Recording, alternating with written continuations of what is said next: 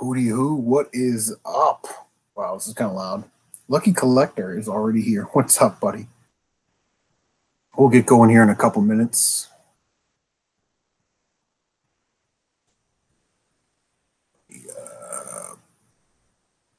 I do that thing where I mute my own stream. That way I don't get the feedbacks. How is everybody doing tonight?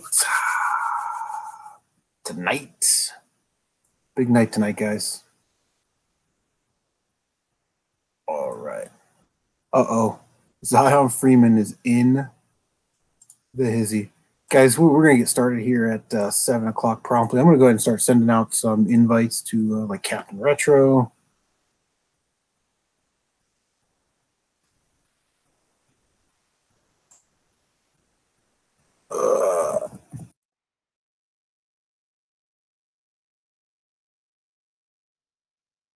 Send one out to the Smashinator, Smash JT.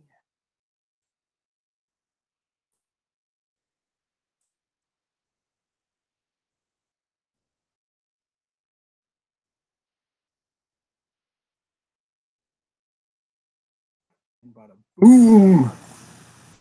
Hope everybody's day is going swimmingly.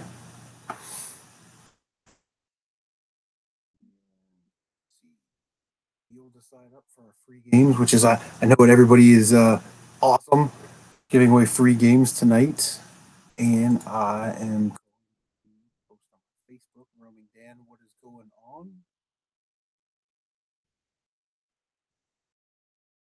We are live and in color, free of charge on the YouTube machine.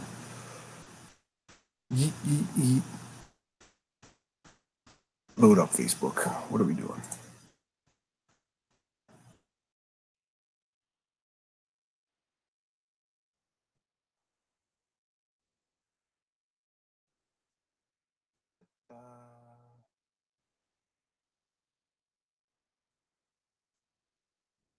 Stuff there, computery stuff there.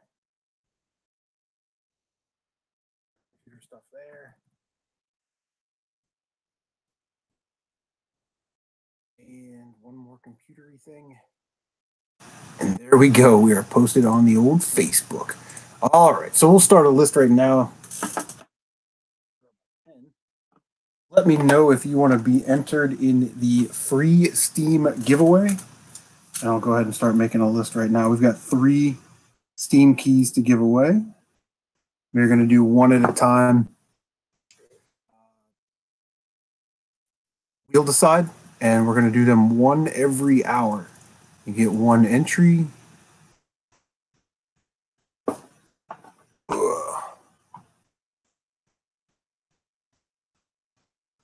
All right, Lucky Collector is in.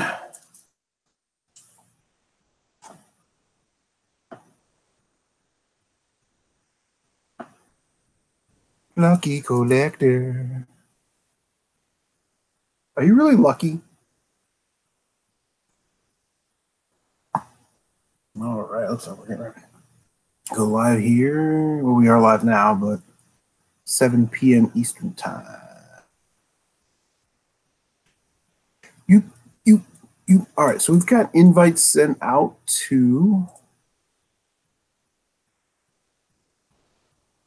Zion. It's a Steam key. So if you have a Steam account, it's for a pretty awesome game. Let's go with Nano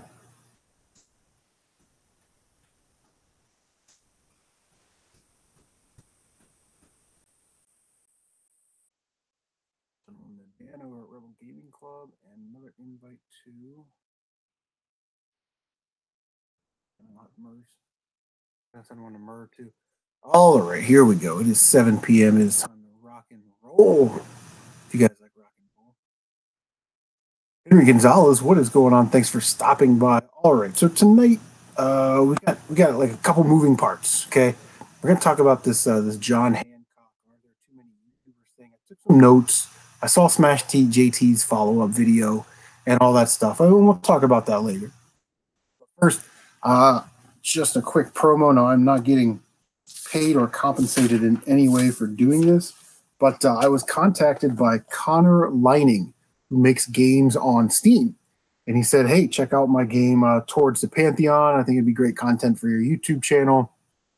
Here's a free Steam key. Well, I don't have a Steam account.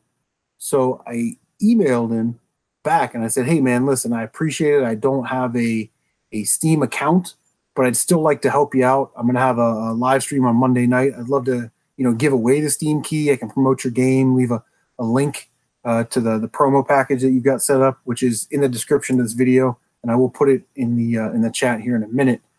And he said, man, that's cool. I appreciate that. Here's 2 more. So we actually have 3 Steam keys to give away tonight for Toward the Pantheon. And I will drop a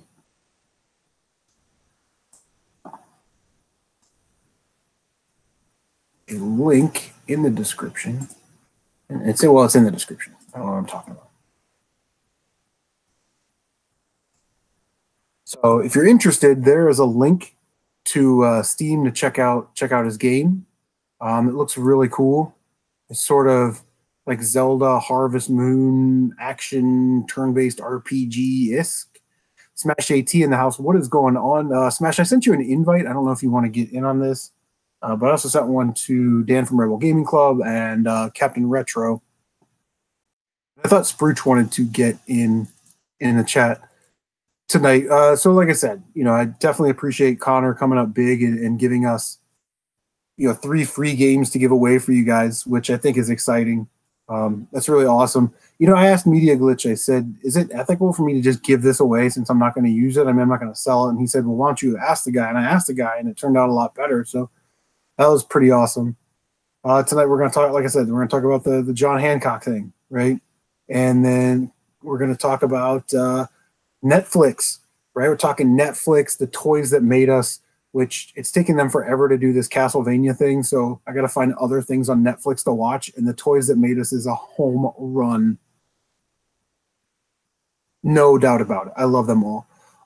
Jason Rotbergs. Oh, Jason Vectrex. I had a name change. And Uncle Strange have joined us. Someone else popped in here that I missed. Robert Mitchell, Slow CVC. And Retro Sean. I knew there was somebody else in here. Retro Sean, thanks for stopping by. Yeah, Smash, if you want to jump in. Let me give me a camera set up in a minute. Yeah, we'll talk about this John Hancock thing.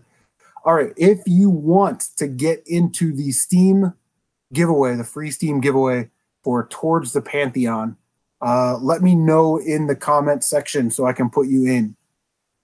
We will be having a drawing somewhere around 750 will be our first drawing. You have to be present to claim your prize. So, and if you're in once, then you're in for all 3. First one in is Lucky Collector.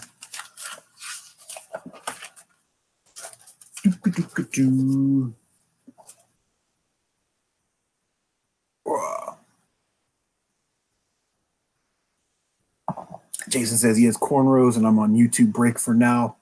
So jumping in for me. Yeah, okay, it's cool. It's cool, bruh. It's cool. So I need to finish this game right here, which Jason Rotberg sent me. I got about 16 hours into it, and I was like, I put it down, and then I just haven't picked it up. But I'm not a big turn-based RPG guy, and I like that game, although I don't understand all the mechanics, which is where Roaming Dan comes in. All right.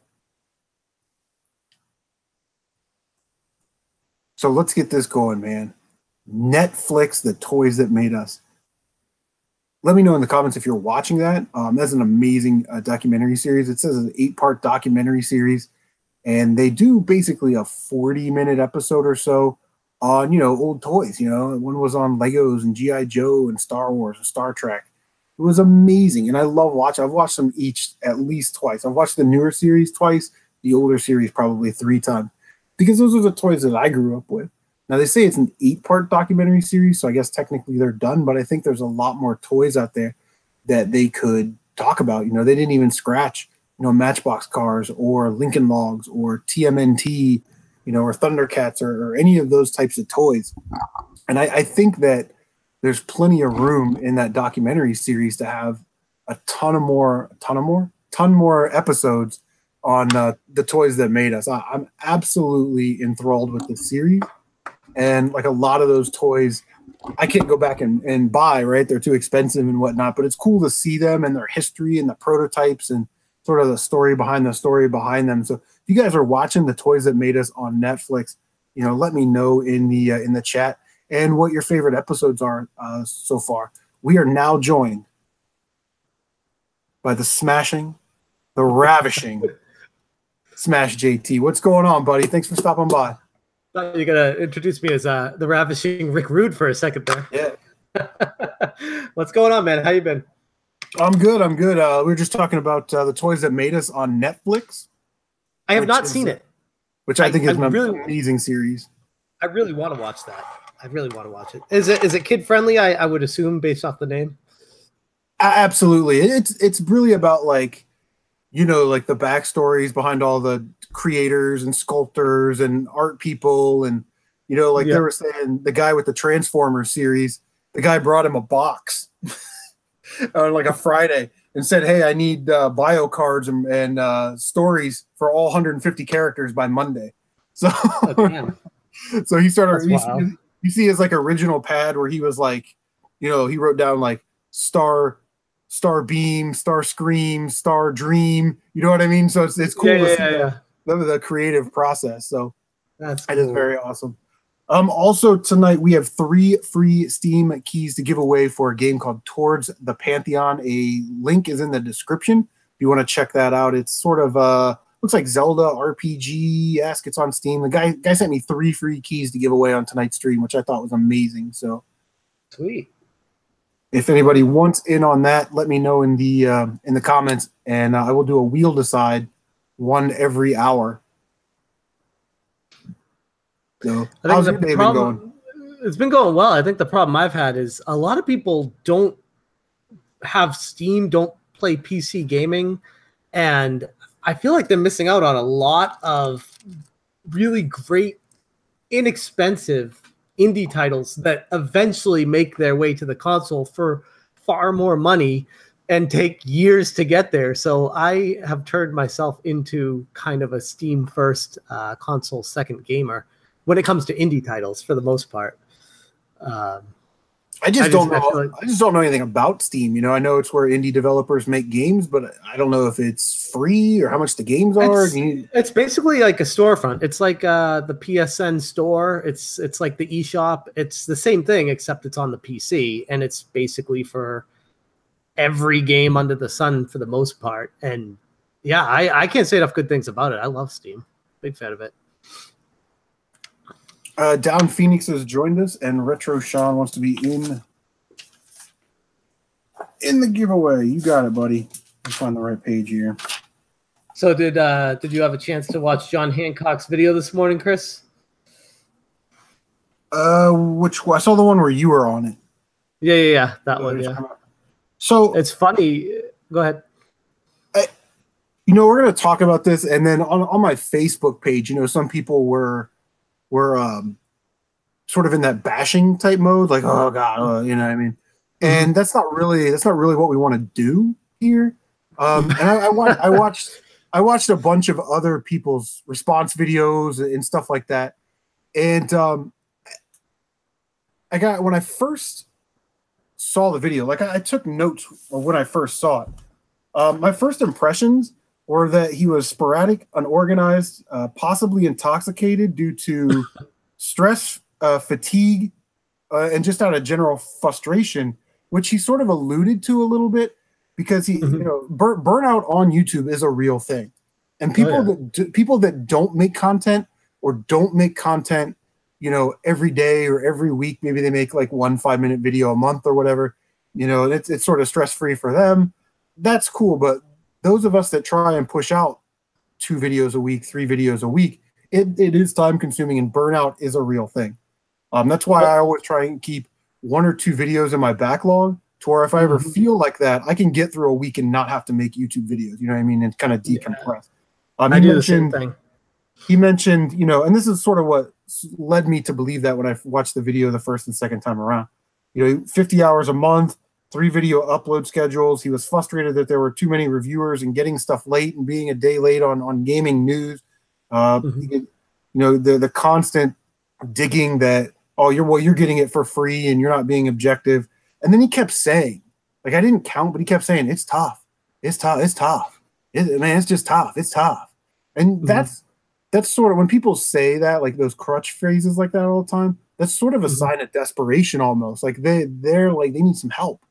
And I think his help was that he just needed to vent a little bit. You know what I mean? That's how he thought he could help himself. Yeah, and I think he probably, that's what I was saying in my retort is like, that should not have been uploaded. That should not have been published. That should be like I can't tell you how many videos I've filmed and been like, that's trash. I'm not going to put that up. And you gotta be able to look at yourself and stand behind and be proud of whatever you put out there 100%, make sure it's the best you could possibly do, or else you're going to end up in situations like this. And the bigger you get, the bigger the problem is, because the more eyes are on you, the more the magnifying glass is. And I mean, I want to make a video on this, but it's a very delicate topic because people are very sensitive, and every time you say something, even if you don't mention their name, they take it personally. And my concern would be making a video talking about a situation like that. I feel like almost like he would take it personally, where it's not directed at him, but it brought up a good topic for people in his situation, where it's a fairly large channel, and they didn't necessarily get there alone. And if you get that big without grinding every day on your own to get there, you skip some steps, and you skip some vital parts where you learn to look at yourself, you learn to focus on your content, you learn to make the best possible thing to grow. And if it comes easy, then you start making you start skipping steps, you know what I mean? And it might come off the wrong way. So I feel like there's a very important message in that, and I feel like we all could learn something from it. Sure. Retro Hack, welcome to the stream. Down Phoenix, Night Shame. Hey, Night Shame donated to my channel last night, and I really do appreciate that, man. Thank you. Night Shame's awesome. My favorite streamer that I've met recently. I love you too, Chris. Don't get me wrong. Thanks, don't forget, Cybernetic Slayer and Down Phoenix both said they wanted to be entered in the contest as well. Okay. While you're talking. But yes, so you know, I just thought that was sort of my first impressions, and then I kind of went back and made sort of bullet point notes about kind of what he was talking about. But to your point, Smash, you know, your player too just made a video about this, and you know, about smaller channels and stuff like that. And you know, if you automatically go up to 10,000 subscribers or 20,000 subscribers, which is nowadays that's a lot of subscribers, you know, for a smaller channel. Yeah. That if you automatically go to that number, like you said, you skip that process where you do the trials and tribulations, you have the successes and the failures, the criticisms and the compliments, and then you just expect, you know, to grow at that same rate. And when it doesn't work out, then you get frustrated, or then you start saying things like, I'm more talented than PewDiePie. His channel sucks. Why don't I have 70 billion subscribers? You know what I mean? And I understand what he's saying, but it was just kind of weird. Let me put a Cybernetic Slayer. But I will say, it was really nice of him to be proactive, and he reached out to me and invited me onto his channel to do that conversation. And I got a mad respect for him for that. So I don't want to just make it sound like I'm just ranking on him and stuff. Like I feel like the reason why that video was published was because he may have skipped some vital steps in the process of growing naturally. And he's got a really solid base, a good audience, people that will live and die on every word and defend him to the death. And more power to you, because when you get that big, I should hope you got that. But it's just funny to me that he was reaching out to me, had a really good conversation with him. We discussed it. We put it out there. He got his true feelings out there.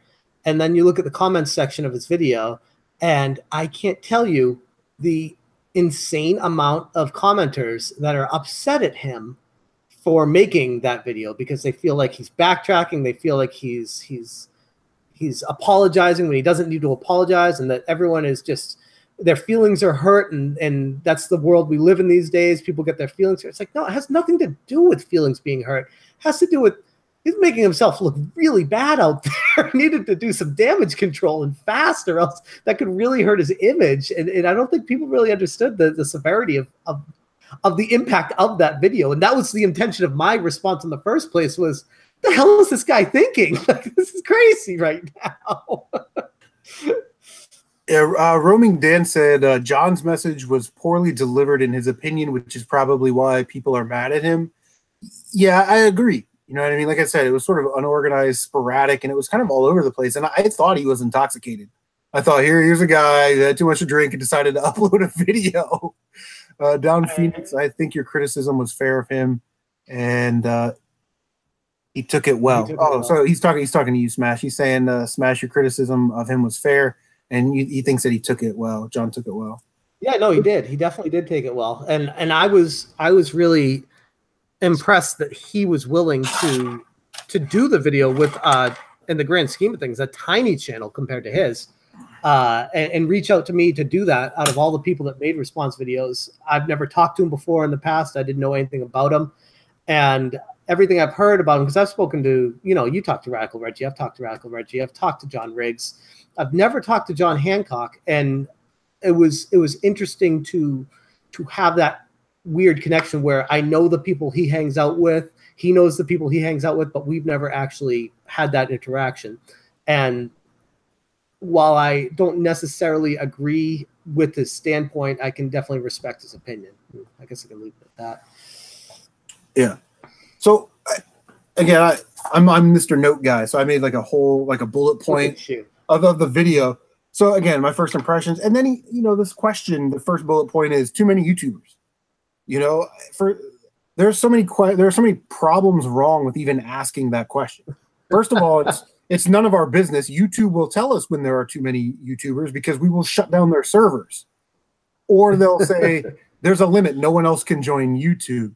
But that also kind of lends a messed up message, right? Like, well, if I say, yes, there are too many YouTubers, then what YouTubers would I like to get rid of? It's kind of like the way you say it is like, are there too many human beings on the planet? And if so, who do we decide to get rid of? Like, that's kind of that's the way I look at it. Like, what a silly question. It's a real life Thanos situation. We're going to destroy half of YouTube. You know what I mean? But it was weird because he posed the question, and then he went on like this 2-minute tirade about when I started making videos, people seeing people on the top and they want that, which I think he meant success, and then finally he was like, in my opinion, there is too many people on YouTube. So it's like you asked a question, then you talked about two different things before you decided to answer your question. It was just bizarre. The way it came across is it was intentionally controversial. He was almost intentionally trying to start drama because there was, first off, no one asked for that kind of video. And then to have that kind of answer to the question, it seems like it's all just drummed up drama from nothing.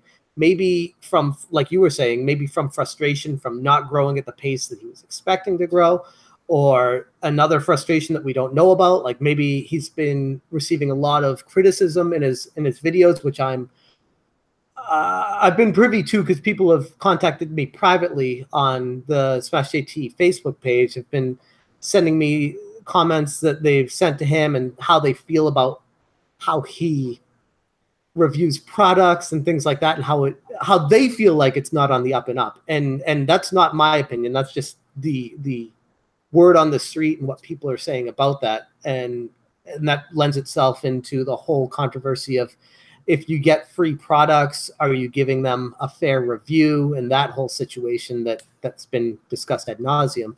But going back to his original point, there's definitely something that was going on in the background of his life with YouTube that caused that video to be created.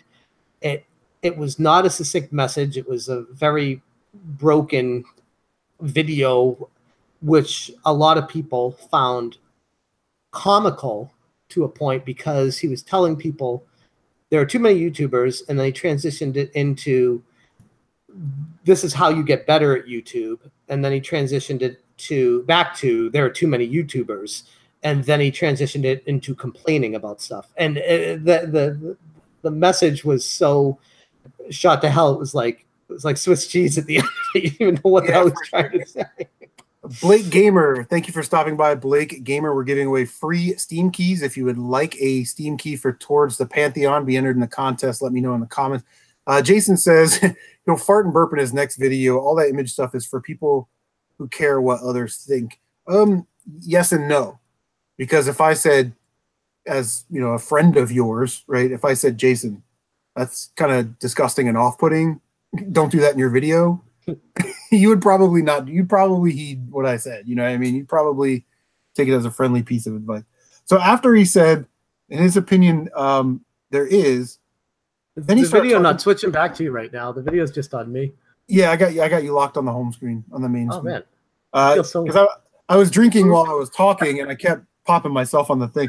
But then he said, in my opinion, there is. And then he said, well, what it takes to stand out. With competition, YouTube policy, and the amount of content, doing videos for 10 years, and they started saying, well, I did 2 years seriously. And then he brought up this idea of, he did the making it, whatever that means.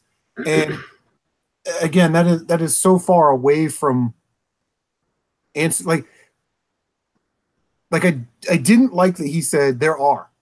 There are too many YouTubers, and then not explain it. You know what I mean? Like, it was almost like the anti-humble video, where like someone in his position should be kissing the feet of his subscribers and being very thankful, but then it came across as I deserve what I have because I make killer content, but I'm not growing at the rate I should be growing because there's too many other people out there trying to do what I do. That's the way it came across to me.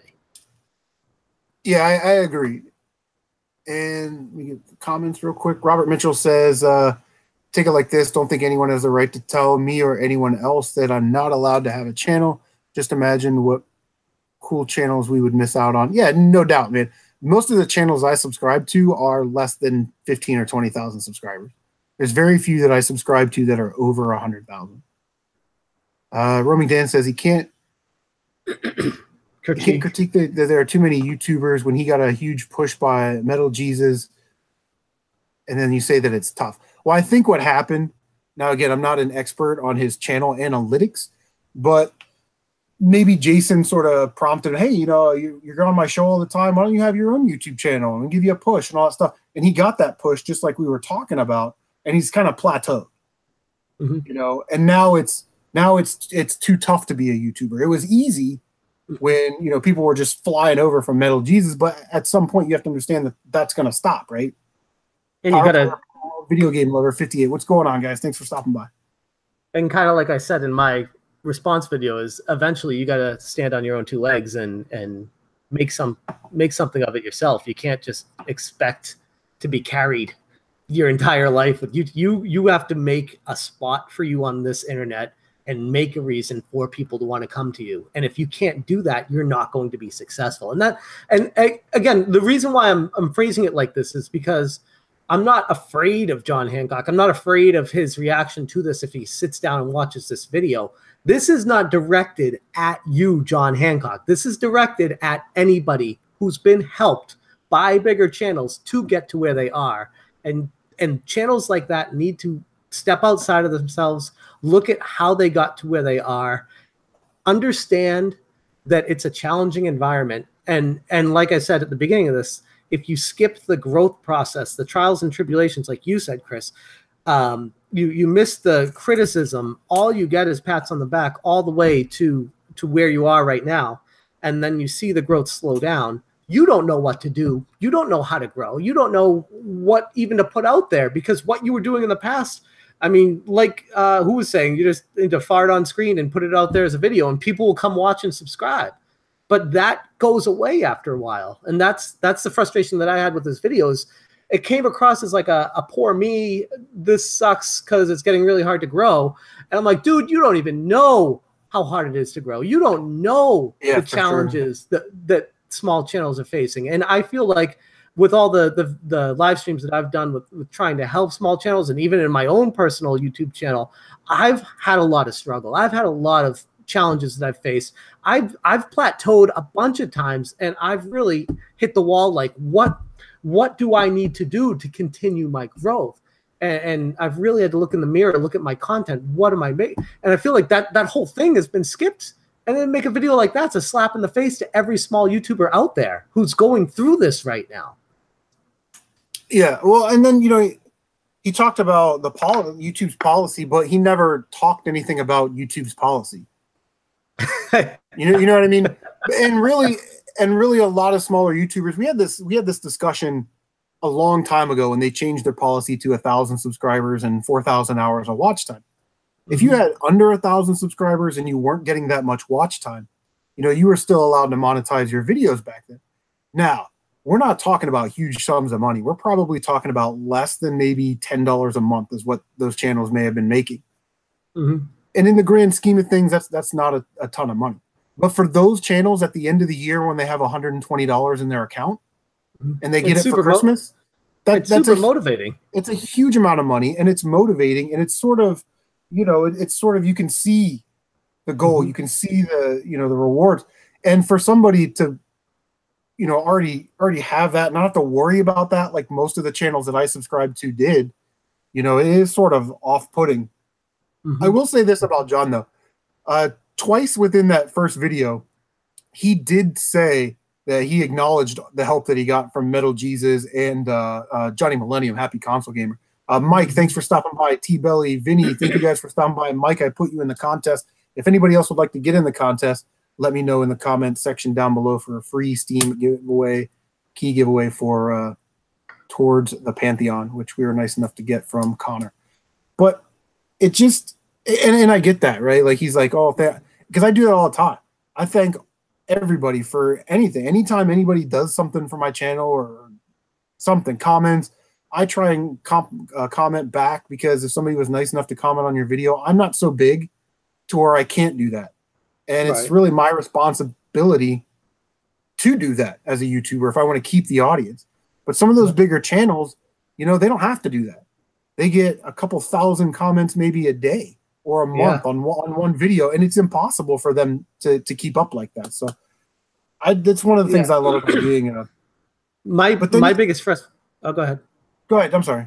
Well, I was going to say my biggest frustration is because how I was talking about how I look at you as a leader in the community, and you know I've always looked at you like that, and I've tried to emulate you because I've started a lot later than you, and I had to learn on the fly based off of how you were doing that, and I learned so much from you. And I feel like the whole process was skipped by him, and then makes a video like that is a like I said before, it's a slap in the face to smaller YouTubers, making people feel discouraged, making them feel like they're redundant with basically it came across as like this. Sean Long made a video on the Star Fox F-Zero leak. Nobody else should make another video like that because it's already there. Like, that's the way it came across. Or nobody else should do this because that's already out there. And that really hurt me, because how I got started in some of my most successful videos was doing that, was doing videos that had already existed, but doing them, I'd like to think, better than how the information was originally presented. And that's an opportunity for every small YouTuber out there. And glazing completely over that is just, it's so short-sighted that it frustrated the hell out of me. Yeah, Rebel Gaming Club in the house. Woo! Dano, Rebel Gaming Club, Rebel Gaming Club. What up, Dan? You know, and for somebody that sort of prides it, and Tylord, what's up? Tylord, I got your package, bro. Thank you so much for the game. As soon as that video drops, I think it's going to be episode 108, but we will probably try and live stream that. If I can figure out how to live stream through the intricacies of a PlayStation 3, because you got to go into the settings and change the output and spin it around 3 times, but we'll try it. Shadow the Oblivious, what is going on? But somebody that prides themselves on being personable and humble. I mean, those are sort of some condescending things to say, you know what I mean? And not humble, you know what I mean? So after he talked about making it, I feel that I made it on YouTube, right? I have no delusions of grandeur. This is not going to be my career. Not to sound like the biggest dickhead in the world, but I've got a state job with state benefits, state retirement. I'm unionized. I'm locked in for the next 30, 40 years, and I am happy with that. If the channel, for some reason, I wake up tomorrow and it's 1 billion subscribers, then great. But I have absolutely no delusions of grandeur about that. The type of videos that I make, everybody makes those type of videos. Pickup videos, collection videos, live streams. I have a clamp light, my cell phone, and a tripod, and Windows Movie Maker. That's how I make videos, and I'm happy with that for now. But I have to be honest. When I started on YouTube, I thought, man, the ceiling for my channel is 500 subscribers, maybe 750 subscribers. And the fact that this week, I passed the 3,000 subscriber mark, and I'm just so thankful for the people that have sort of made my dream live on and come true, because this is fun. Some of my best friends, I have met on YouTube. You and Dan and who else is in the Gen X? I don't know if Gen S, forget him. But Tight White and Power Player Paul and Hob. What's up, Gen X? What is going on? Gen X grown-ups. And for him to say that some of those people that I'm now friends with shouldn't even be making YouTube videos. I don't subscribe to John Hancock's channel. I've watched 2 videos of his. Are there too many YouTubers? And Smash JT clears up. Are there too many YouTubers? Those are the only 2 John Hancock videos that I've watched. But after he talked about making it, he said people don't realize what goes into a video, and that there's a perception that it is easy. I agree with that point 100%. A lot of people that don't make content or don't make daily or weekly content or multiple content each week, they do not understand how hard it is or how long it takes to make a video. Well, I should clarify that. It's not hard to make a video. It's actually very easy to make a video. It's extremely hard to make a high quality video. And I think that's where the difference lies, where there's too many channels just kind of throwing crap out there and hoping to make it big and not doing any due diligence on their end on how to learn editing software, how to make a video entertaining to the end user. I mean, there's so much that goes into it that makes it hard. And I feel like that's part of where the message got convoluted when he started talking. When he started mixing those things together, it's like those are oil and vinegar right there, or oil and water. They're two separate things. Yeah, and I don't think I watch any channels that do that. You know what I mean? That throw up content that's sort of, lower quality type content. And those people think that they're better than PewDiePie. I subscribe to some channels. I subscribe to some channels where they shoot with their iPhone like straight up to where it's like cutting off half the screen. And they're showing off. They're showing off whatever it is that they're showing off, a collection, a retro, whatever it is, retrospective or a review. But those people don't think that they're better than PewDiePie. Well, no, they don't. But I've done like channel help sessions where I try my best to give input on how I feel like they could make videos better. And sometimes it is what I'm just saying, where they just take a video of themselves, slap it up there. Sometimes it's not even horizontal, it's vertical, whatever. They don't even get that right. They throw it up there, which I say is perfectly fine. But the reason why I run the live streams to help channels is to help you grow. And these people want to grow. And I tell them, you need to get to the point quick. You need to at least hold the camera the right direction. And you need to jump cut. If there's going to be a lot of ums and ahs, you're going to bore the hell out of people. And these people take it, they hear it. And there's no one in the chat right now. Don't take this personally, because it's people that I have in mind that I've seen multiple times have come back and said, is this any better? And it's the same GD thing where it's like, no, you didn't listen to anything that I said. You're not going to grow. And these people, these specific people who are very few and far between, it's not a lot of people, but these people have these illusions of grandeur with their channels they're going to be like blowing up, that they are better than PewDiePie because they're taking a video of themselves, and they don't understand that it takes a hell of a lot more than just that. So those are the people I'm talking about. And I've learned on YouTube, and I said this in my video, that my 5 tips video for brand spanking new YouTubers. YouTube is work, and you have to work at it every day. You have to work to get better.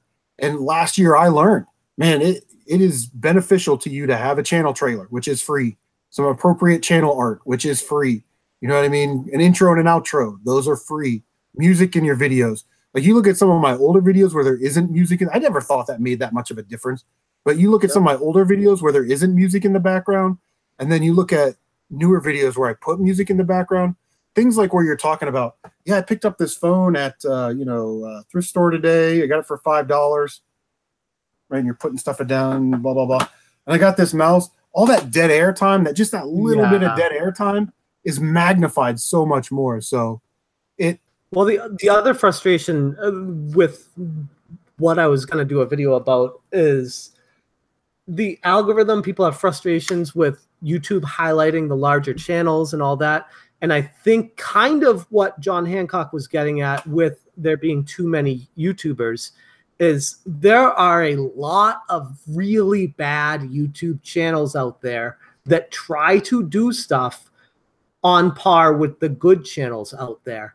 And the problem comes in with the algorithm, and YouTube is in this really precarious spot where they're like, do we recommend this guy who has under 100 subscribers or this guy that has 100,000 subscribers, and they cover the same topic? YouTube's not going to take a chance on the guy under 100 subscribers because there's so many under 100 subscriber channels that are not high quality that it's really hard to stand out when you're small. And that's the major frustration that I had, was when you skip the step and you get to be big because you know these people that have helped you out so that you don't even have that problem at the beginning. And then you say it's hard, there are too many YouTubers. You don't know the half of it. You know what I mean?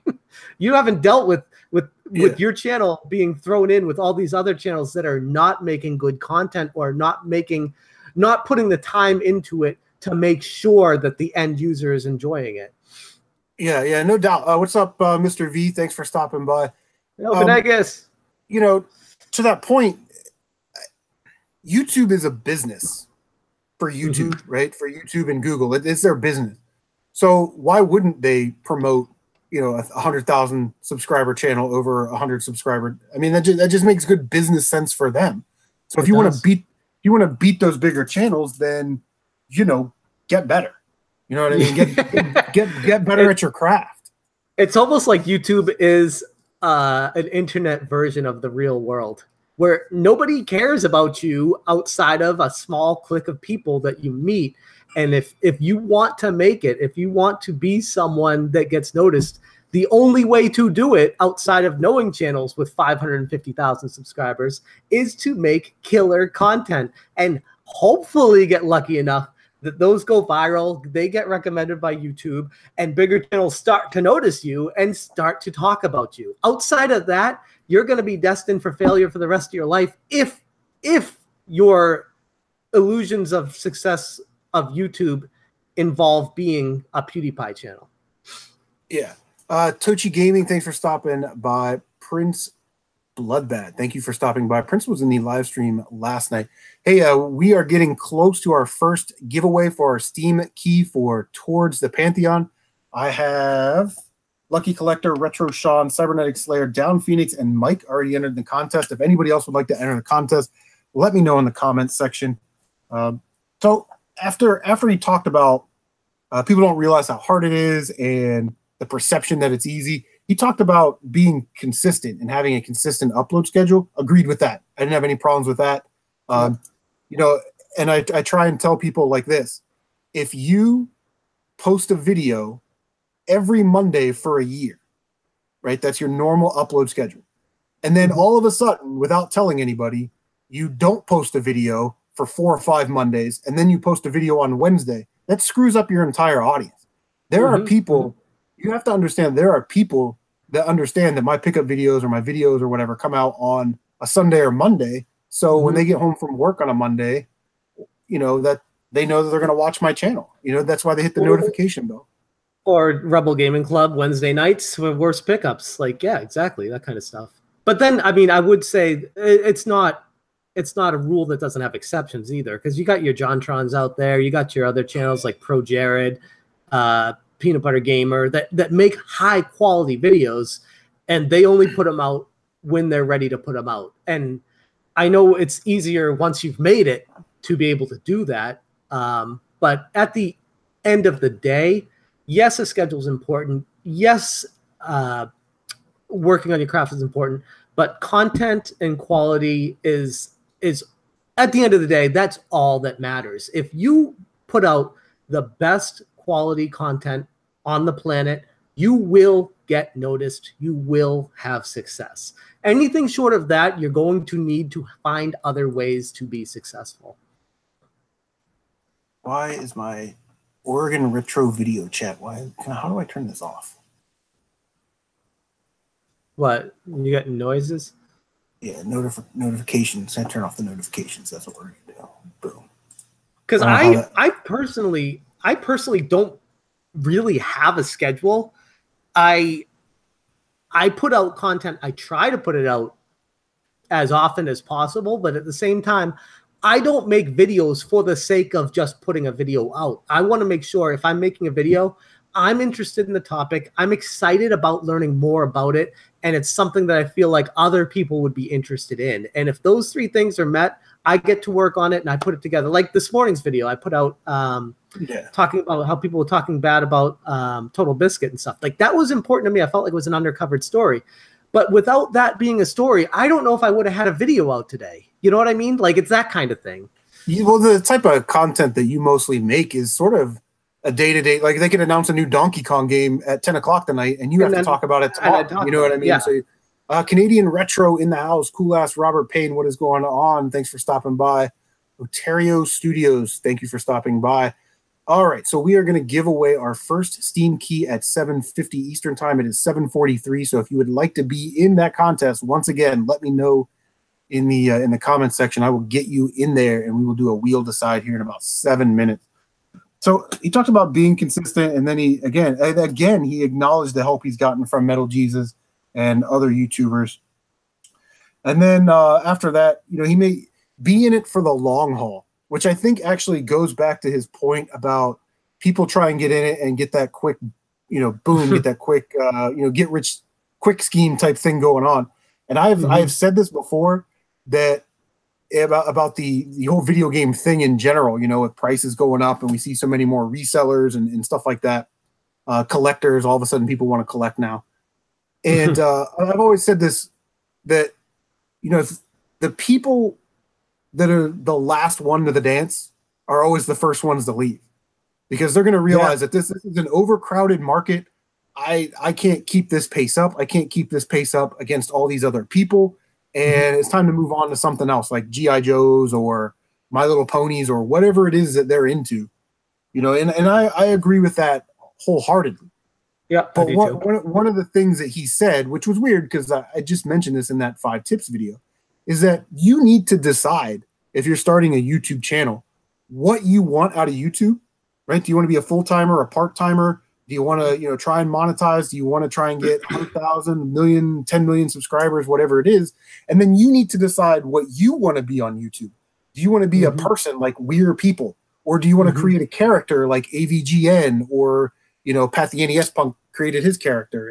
And it doesn't work out for everybody like that. Like I would be terrible at reviews. That's why I don't make reviews.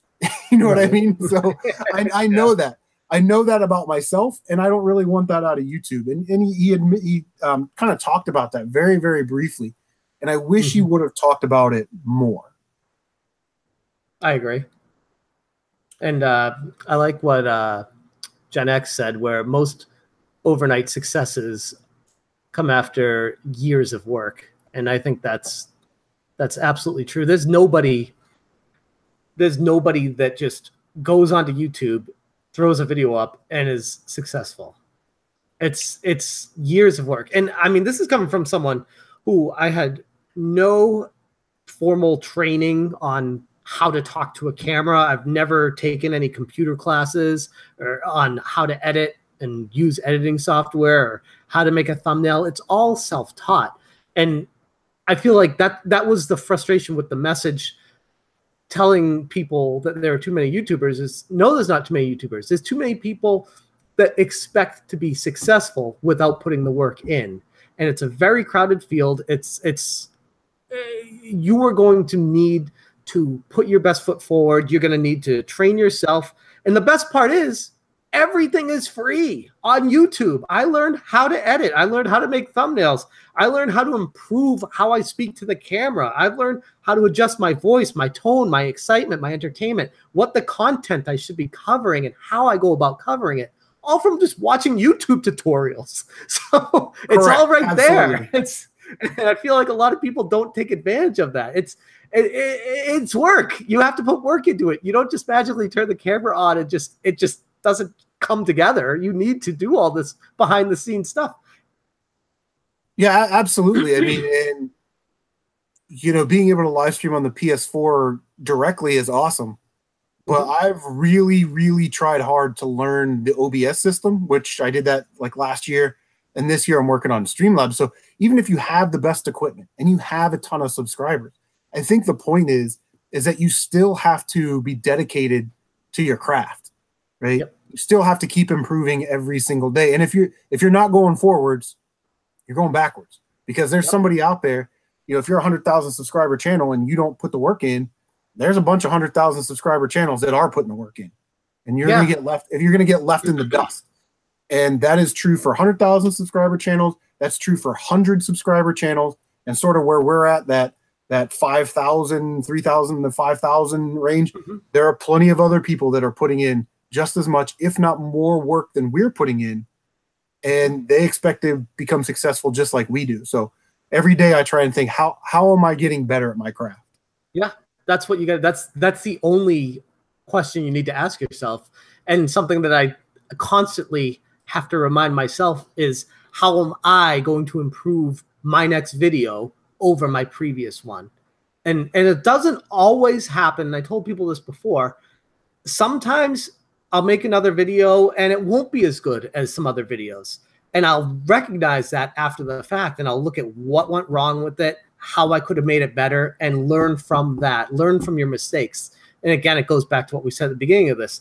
If you skip this vital process of improving your craft and getting better, understanding what your content is, and most importantly, understanding, like you said, who you are as a YouTuber, if you miss all that, then there's no hope for you. Once you get to 50, 60,000 subscribers, you will plateau, and then you will start losing subscribers gradually, and you'll start to wonder why it's happening, because you won't realize you missed all that work that went into improving your craft and perfecting what you do every day. Yeah. Canadian Retro is making fun of me because he says, CMRetro, yep, not having shadowy lighting. And you're doing a Google. I've got my pickup video lighting set up, and you know, so yeah, that's lazy on my part. But this is how it always looks in this room. This room, it's disgusting in this room, to be honest with you. Then he talked about making money on YouTube is difficult. Well, yeah, I mean, did you just expect for people to, geez, John Hancock made a video, I'm going to donate $100. You know what I mean? Like, I don't know what the expectation is on that, but it's like, yeah, I thought that was kind of strange. I thought that was strange that it's strange that he said that after saying that this is a thing that he does part-time, that he's a teacher and he does other stuff, and he only puts 50 hours a month into his YouTube.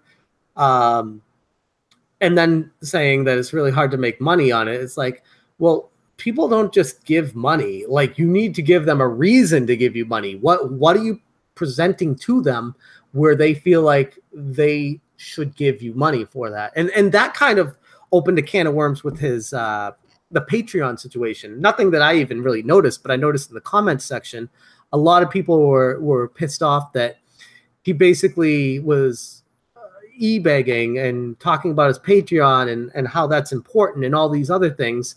And I found that kind of divisive because of, well, I don't have a Patreon. I will eventually, most likely, have a Patreon someday. If people want to donate money to my Patreon, great. If people do not want to, great. Like I don't care. It's not going to be something where you're supposed to give money to it. So I don't understand, and this is in defense of John Hancock, I don't understand why there were so many people upset at John for quote unquote e-begging. If you don't want to give him money, don't give him money. Like why are you upset at this? Why is that a problem? I've never understood that from any creator's perspective.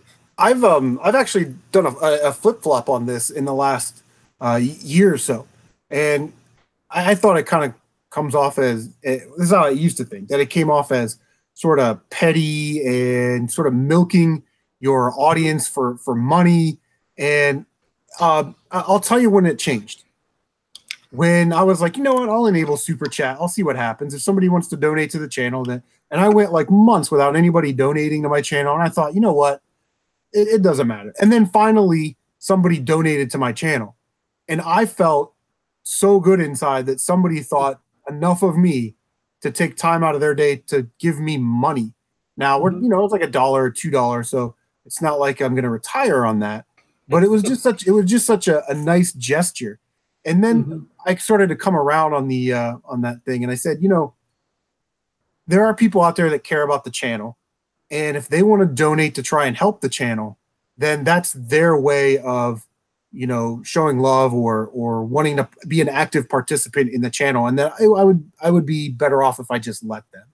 Gaming Review Clan, what is going on? Thanks for stopping by. So yeah, I kind of did the 180 on the donation e-begging thing. And just to build off of that, a lot of the commenters were saying that YouTube is not a career choice. It's not a full-time job. You shouldn't treat it like you should be getting paid for this.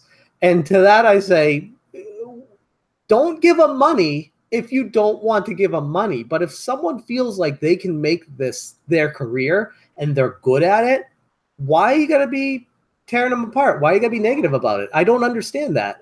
And this is coming from someone, I don't have a Patreon. I just don't understand that mentality. It's strange. Uh-oh.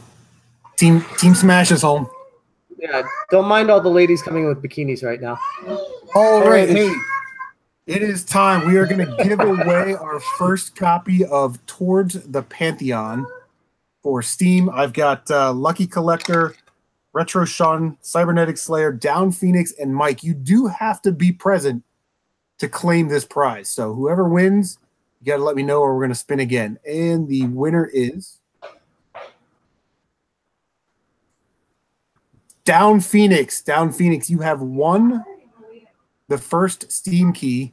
So if you are in the chat, let me know. And I actually have these Steam keys written down. I will write your name underneath, and I will get that out to you. Yeah, look at that. That's how much I care about you guys. I was ignoring the ladies in bikinis to be here for this. All right, Down Phoenix is here. I will write your name underneath me.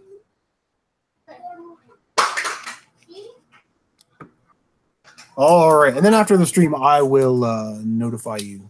I'll email you, or you can email me on YouTube, and I will give you your free Steam key. Congratulations, man! If anybody else would like to get in, let me know. Down Phoenix, you have won one, so unfortunately, you are now out. All right, so they said making money is difficult, and then he talked about, you know, the reviewing the product and the news a day late for news, or people, you know, digging in on him for not giving an objective review, and that you get it for free, and, you know, all that stuff. So, you know, I just thought that just seemed more frustration to me than anything. Yeah. You know, he sort of seemed to be more upset with the situation, and not necessarily, that wasn't part of the YouTubers, too many YouTubers. So then he decided to give some tips, which I thought was sort of interesting, because most of us would make a separate video just for that, because we could talk about it forever. And I thought that it was funny because the tips that he gave were eerily similar to the tips that I put in my video. So I was like, hey, Now I know I'm not a dummy if John Hancock saying that. And then to wrap it up, he did this thing where he did this weird kind of cut, and then he walked back like this. And then he said, and one other thing, it's very important. He kind of looked down. He said, it's very important, but you gotta smile. Which, okay, you want to be personable in your videos, but that's not what got me. He said, if you're not smiling for 12 minutes, I'm going to tune off. Well, if you've watched my video for 12 minutes and I've not smiled and you click off, I still get my view, right? Yeah. You know what I mean? So I don't care if you click off after 12 minutes. Well, not to mention, I strongly disagree with that. For one, because it would make you come across as extremely fake, and viewers can sense that like from 20 miles away. If they're watching a video and all you're doing is, hey guys, it's just like, if you got a reason to be smiling, if you're happy about something, great, smile, be happy about something. But if you're talking about a serious subject, like my video this morning, I didn't want to be smiling during that because I'm talking about how someone was disgraced after their death. I'm not going to be talking about that and be like, hey guys, let me tell you about how people were talking about this guy after he died. Like that doesn't make any sense at all. So I think maybe for a specific genre of video, talking about maybe pickups or that you're happy about getting games, yes, but to paint that broad brush across the landscape of YouTube saying always be smiling in your videos is beyond ludicrous to me. Yeah, and then he said, if you're doing something and it's not working, change it up. Which I guess I understand what he's saying, but I don't understand what he's like. If I do pickup videos and that's all I do is pickup videos and I have 100 subscribers after 30 years on YouTube, am I going to change it up? You know what I mean? Like I've been doing the same thing for 30 years. I don't know. It just seemed weird because he also said earlier in the video that, YouTube is ever changing and you got to change with it. But then didn't really say, just like let's talk about the policy, and he never talked about the policy. He made that sort of blanket statement and didn't really say, hey, 10 years ago when I started, this is the kind of videos. Now it's this kind of videos. Last 2 years, live streamers get a lot of love because of the way YouTube wants to set up their monetization, how they push people, higher quality videos. Or some of my highest viewed videos are my collection videos, and I put out 2 or 3 collection videos a year. But that doesn't mean that because I don't put them out, I don't think I'm a failure, because I put up my pickup videos, and my pickup videos get less than 10% of my subscribership views, right? If I have 3,000 subscribers, they get about 300 views. So I don't think that I'm a failure because of that. I don't know. It's just kind of weird. No, and I mean, saying that if you're doing something and it's not working, you need to change it up. I mean, to a point, yes, but it also, there's so many variables. Everything he said would have so many variables that you can't blanket statement like that. Like, what happens if the videos you're making are actually really good points that you're making, but the quality and the way you're presenting it is wrong? Maybe you need to fix how you're presenting the video and not change the video that you're doing. Like maybe pickups, like maybe you're doing pickups, and like you said, you're doing these pickups where you're like slowly showing the videos to the camera over and over again. And I mean, that's boring as hell. It's not going to work. And the way you say you need to switch it up, are you saying that don't do pickup videos anymore? Are you saying that I should go make a video doing reviews now because those aren't working? Or should I work on those pickup videos instead of having gaps in time? Show B-roll footage, show games in action, cut the gaps of silence. There's so many things that you could do to fix a video that's not maybe connecting well with your audience, that I wouldn't just say switch up your content completely if it's not working. I'd say hone your craft. If you can watch your video and it's boring you, fix that. Yeah. Jason Ruppers, thanks for stopping by, man. I do appreciate the support. I love you, bro. Text you. He says Canadian Retro said, damn, that just described my channel. You know what? Shadow of the Oblivious says, by the way, Chris, I love rule number 3 for the stream. Yeah, I put in some stream rules. First one is be respectful or my mods will respectfully get rid of you. No backseat gaming unless asked. And number 3 is try and keep the colorful language to a minimum. I'm not a saint, but this isn't an Andrew Dice Clay concert. Hey. Yeah. I don't even want to go the Andrew Dice Clay route, but you know, all in all, I think. Let's see ya. I think to sort of wrap this John Hancock thing up is that everybody that talks about him, I don't know him personally, I don't subscribe to his YouTube channel, I've never had words with him, says that he's like one of the nicest, most humblest guys. You know, he's a family man, does a lot of work for kids. He's a school teacher, for God's sakes. That's instant. You get to go to heaven if you can put up with kids for that long a time. About it. And especially when it's other people's children. But I also think that he understands that he maybe made a mistake, and he owned it. You know what I mean? Mm-hmm. So again, we're not gonna sit here and bash him or anything like that. No, I didn't even want to bash him in my original video. I just wanted to correct what people may be misconstruing his message was, because clearly the message that came across in his original video could not possibly come out of the intent of someone like him. Like, that would make zero sense at all. And then like you said, you know, that you watched a couple of videos and people are like, well, I haven't actually seen the video, but here's my thoughts on it. Or people like that knee-jerk reaction, and everybody made like video responses to it, you know, without making the attempt to get a hold of John and go, what the hell are you talking about, big dog? Like, what are you talking about? All I wanted was him to first watch his video. I mean, here's a golden rule of YouTube. If you're ever going to make a response video to a video, watch the video you're making a response first, or else, or at least don't admit in your video that you didn't watch the original. That just invalidates whatever you're going to say. Is completely invalidated, because there's no way you could respond to something without seeing it first.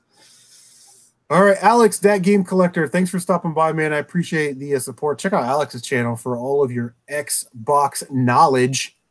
Guy is like a dream with Xbox. Digital Distraction, thanks for stopping by. He says he's definitely getting a big head, and his channel isn't even big.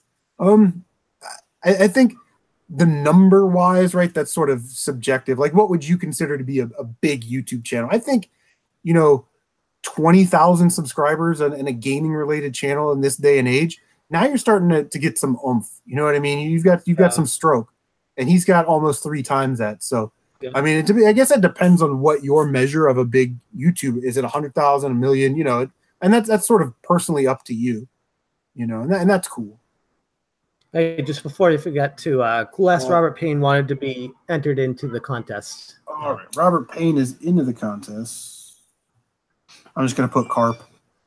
Power Player Paul is out.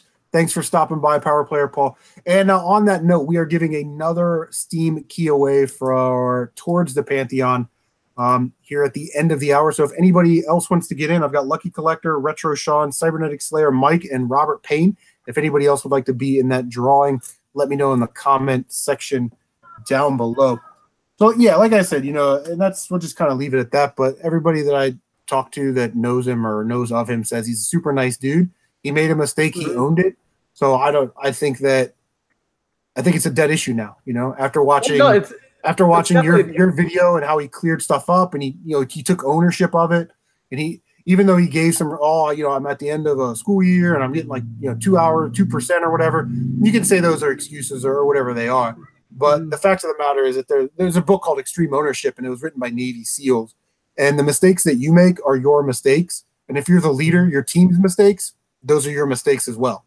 Right. So I think he took ownership over, I made a bad video and I let it get out there. It shouldn't have gone out there. What I said was not very succinct and to the point.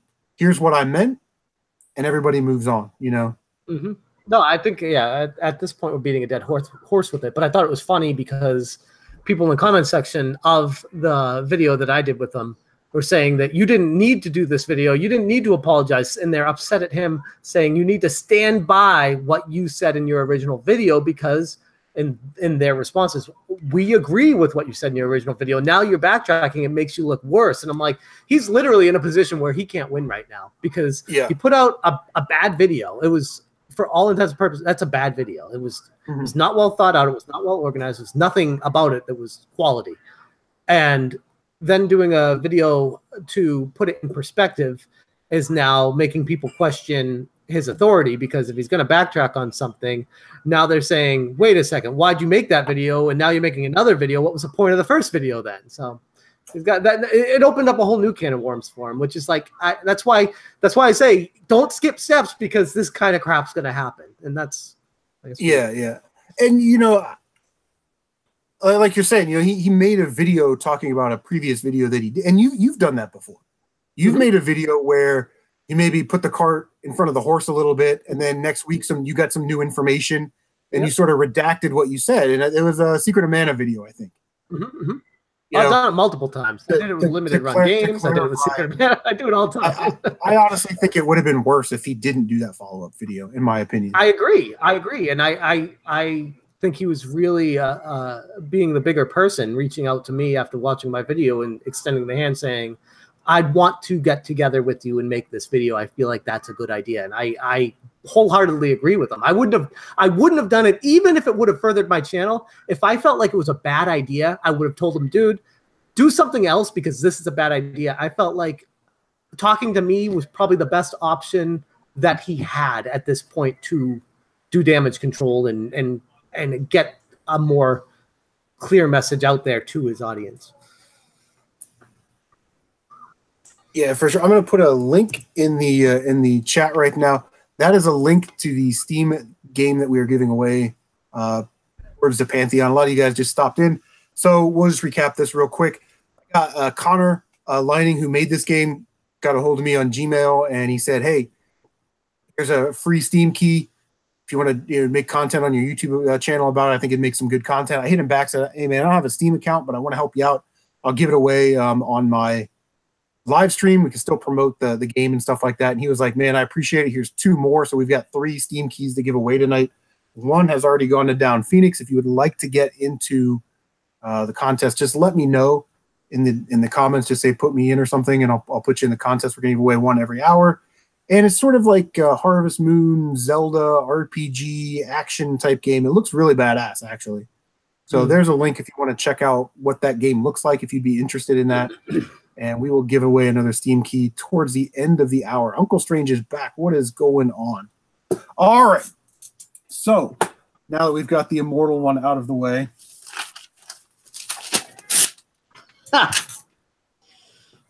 We can talk about Netflix, man. I don't have cable TV in this room, right? So all I get to watch is YouTube and Netflix. And I like Netflix, although I think they're sort of in a down right now. There's not really a ton of great content on there. I don't understand how hard it is to animate another series of Castlevania. I don't understand why this is taking forever, but it's kind of pissing me off a little bit, because probably something to do with Konami. Because that show is awesome. I really enjoyed it. But in the meantime, Netflix gave us this gem called The Toys That Made Us, and it is amazing. It's an 8-part documentary series, and they chronicle. It's a 40-minute video, like I said, of a toy each episode. A specific toy from our youth. They've done G.I. Joe, Star Wars, Star Trek, Barbie, Hello Kitty, Legos, Transformers, and He-Man, Masters of the Universe. And I think that there's a lot of room for more episodes, like Matchbox, Lincoln Logs, Tinker Toys, Erector Sets, TMNT, Thundercats, My Little Pony, Care Bears. Yeah, I don't know if it's geared towards Nintendo, but that would be a rad episode. How about thermoses and lunchboxes? Those things are all the rage. Let's see. Lucky Collector said it was all scripted. Chris is fake unsubbed. Thanks, buddy. Gaming Review Clan into the contest.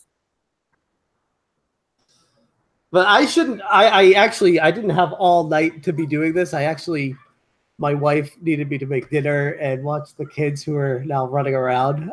But I wanted to be here to talk about the John Hancock thing for sure, dude. So I do appreciate you stopping by, man. It's always a good time. Thank you so much for the kind words earlier. I don't think I mentioned. Oh, dude, absolutely. I am so freaking happy for you. I mean, you deserve everyone deserves more subs, but you deserve more subs than 3K. We all know that. It's a grind, and being, like we talked about, being a small channel without the helping hand of a gigantor, it's a very slow grind, and it's humbling. It's very humbling at times. If it's anything like me, I am humbled on almost a daily basis when I feel like my content and the effort I put out into it is not getting received as well as I would like it to be. And it's humbling. And that's a really important step for all of us. And I feel like larger channels that skip steps could learn a lot from listening to smaller channels. Yeah, and I think that you know, people that get success real quick, and although I wish them all the success, but I think that they don't appreciate sometimes the intimacy of having a small channel and being able to connect with your audience at the level that we are able to. And one of my biggest fears is that if this channel gets to a point where I can't do that, that would break my heart, because that's one of the things that I do. You know what I mean? And if I can't do that, it'll absolutely tear me apart.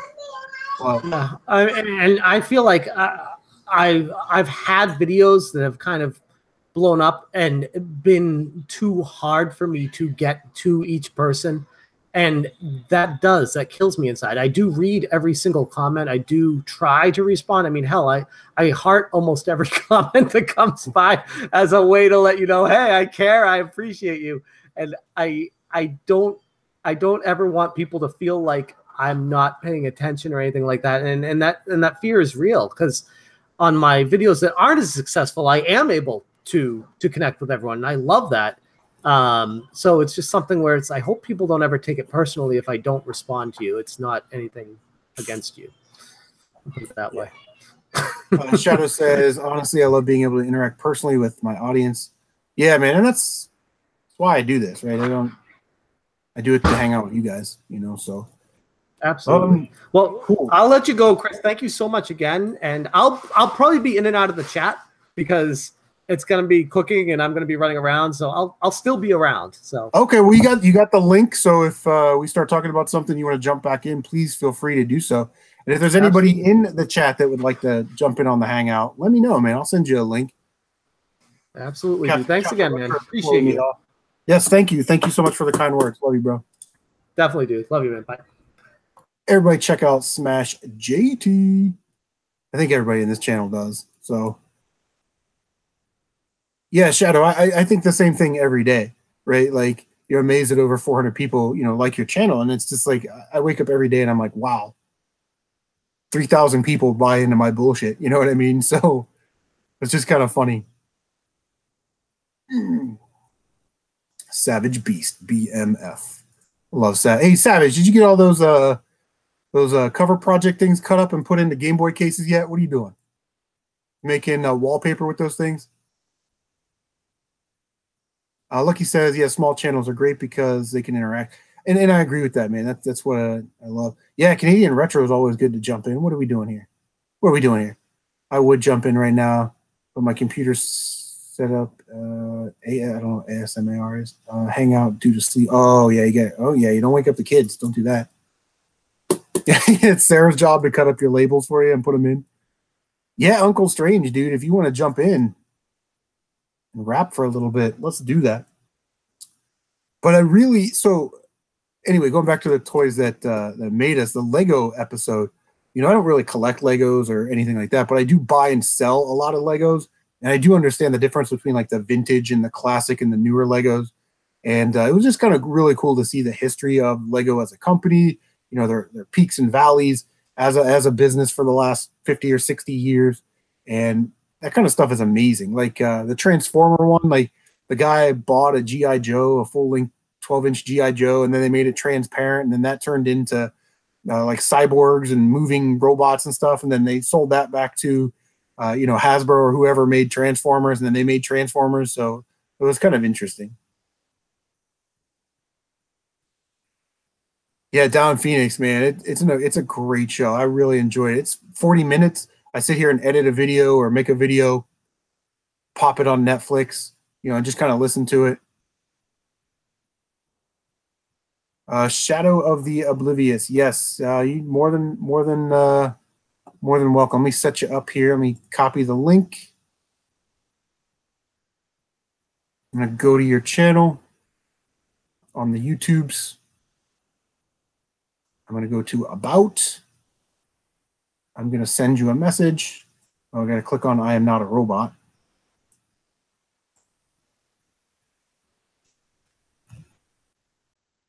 CMRetro Hangout is the title. And there's the link. So I will send you the link. There you go, buddy. My message has been sent. So if you just check your YouTube channel. King Moso, what's up? Radical Reggie in the house. What's going on, buddy? Yeah, so there you go. If you want to jump in the stream, that's cool. If anybody else wants to jump in and just talk about what games are playing, the toys that made us, because I love that show, feel free to jump in. I will send you the link, Linkus Maximus. And also, if you just joined us, I know Reggie just got here. And who else just got here? King. We are doing a video game giveaway, actually. We've got Steam keys to give away for Towards the Pantheon, which is sort of Zelda, Harvest Moon, RPG. It looks pretty badass. So if you want to get in on that, just let me know that you want to be in the contest. We'll be giving another copy of that away here in about 30 minutes. So Down Phoenix was our first winner. Everybody thumbs up for Down Phoenix. I did not get State of Decay. Cobra Kai, yeah, I wish I had YouTube Red because we would be talking about that. Cobra Kai, I saw the first, was it 2 or 3 episodes on YouTube, and it looked amazing, man. I was way into it, and I don't have YouTube Red, so I couldn't watch the rest of it. So I'll wait for the rest of it to come out on YouTube eventually, or throw them up on Netflix. So we want Hav. Let me send Hav an invite. We'll see what the mighty Hav G is doing right now.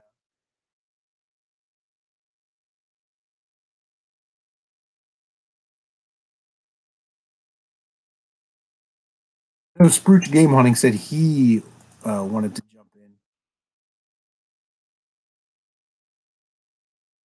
All right, Dan says he wants to be in the contest. We'll put in Rebel Gaming Club.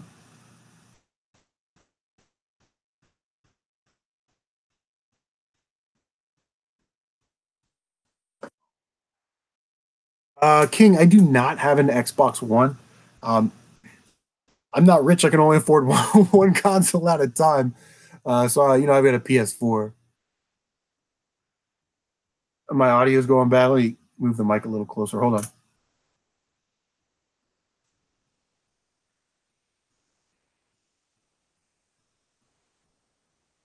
on. Check the wire there. Check the wire there. Testing. Microphone check 1 2. Hope that sounds better. Don Phoenix says he hasn't done a red trial yet.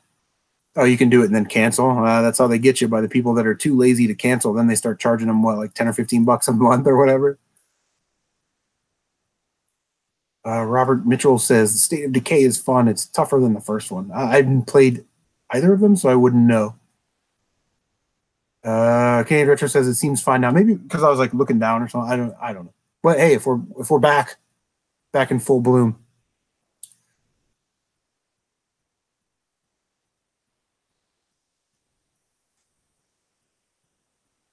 Dan agrees, way tougher. So, man, I don't know what game I'm going to play tonight. Oh, so, okay. So, yeah. So I started playing Yakuza. I'd never played a Yakuza game before. And I was at GameStop, and they had Yakuza 4 for 15 bucks complete. Now, I know that Yakuza games hold their value, and people love them. The people that are revered. People absolutely love their Yakuza games. And I'd never played one, but for 15 bucks, I was like, it's going to hold its value. So if I want to sell it later down the road, I could probably get more money out of it later. But I popped it in last week, and man, I couldn't put it down. It got to be like 3 o'clock in the morning. I'm like, I need to go to bed, but I also want to see what happens next. So it was really great. I recommend the Yakuza series, man. Lucky Collector says, nice, Yakuza 4. Yeah, it was fun. And what I did was I was playing the game, on the TV and stuff. And I had my laptop set up over here, and I was watching Murr and Captain Retro do the Dungeons and Dragons thing. Like, I'm so jacked up for that. I don't know anything about Dungeons and Dragons. I have no interest in learning how to play Dungeons and Dragons. I can barely spell dungeons. I could probably spell dragons. But dungeons would be very hard for me to spell. And I was completely entertained. I'm absolutely enthralled with this Dungeons and Dragons live stream thing, and it's going to be awesome. Tight White in the house. Tight White was live streaming Master System earlier, man. A little old school, which I love. Tarks Gaming, what is going on? Says he just finished Yakuza 6 a couple weeks ago. Game was a trip. He said it was unforgettable. People love their Yakuza games, man. I was happy to get it for $15, you know. Moth says, what was theorized in the 1970s, which would later validate the sci-fi technology using a feature film Ghostbusters? Okay. But thanks for stopping by. You say we should have proton packs? That would be amazing. I would be so irresponsible with a proton pack. All right, Gen X Gamer said he would like to jump in the live stream. We're going to go to Gen X Gamer's channel. Bada bing, bada boom, which is an amazing channel. If you have not checked out Gen X Gamers, make sure you do. I'm going to send you a little message. I'm going to click I'm not a robot. I am not a robot. And I'm going to send you, boom, the link to the Hangout. There you go, buddy. Message has been sent. Tight says he's cooking steaks. Oh, yeah. The game's on tonight. What is it? It's 8:30 now, so it's another half hour. So for you, that's like another hour and a half. Jacked up, huh? Cavs are in the finals. What? Again? Yeah. You know what? That when you get the best player on the planet on your team, I guess anything's possible in a game 7. You know, you get to that point. And when he dominates, man, when LeBron dominates, there's nothing anybody can do. When he goes out there and goes, 40, 12, and 10, we'll see. I'm interested to see tonight what James Harden does. He's notorious for having these elimination game, you know what I mean? Where he'll go like 0 for 10 from 3-point range, you know what I mean? Just not play defense, and then their team gets smoked. But I got to be honest, LeBron's the MVP every year because without LeBron, the Cavs win 30 fewer games. The Rockets can still win without James Harden. Yeah, James Harden's starting to get that Alex Rodriguez vibe, right? Like he's great. He gives you monster numbers during the regular season, but in the playoffs, when it matters, kind of shits the bed a little bit. Savage says LeBron is the greatest ever. I mean, I am a LeBron fan, but I don't know if I would go that far. I did see a thing on Facebook where they posted Kobe's season average, and then it was like Kobe's like 5 best years average, and then LeBron's worst season average, and it was still better than Kobe's. So, yeah, and Chris Paul might be out. Andre Iguodala is questionable for tonight's game if they've not even announced that he's going to play or not yet. I don't know. Somebody check ESPN. But LeBron is the chosen one. LeBron definitely makes your team 20, 30 wins better. My audio's still messing up again? Damn it.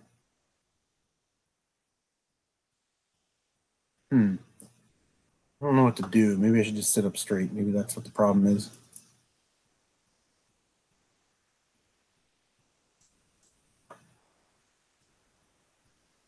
All right. How is it now? Is it better now?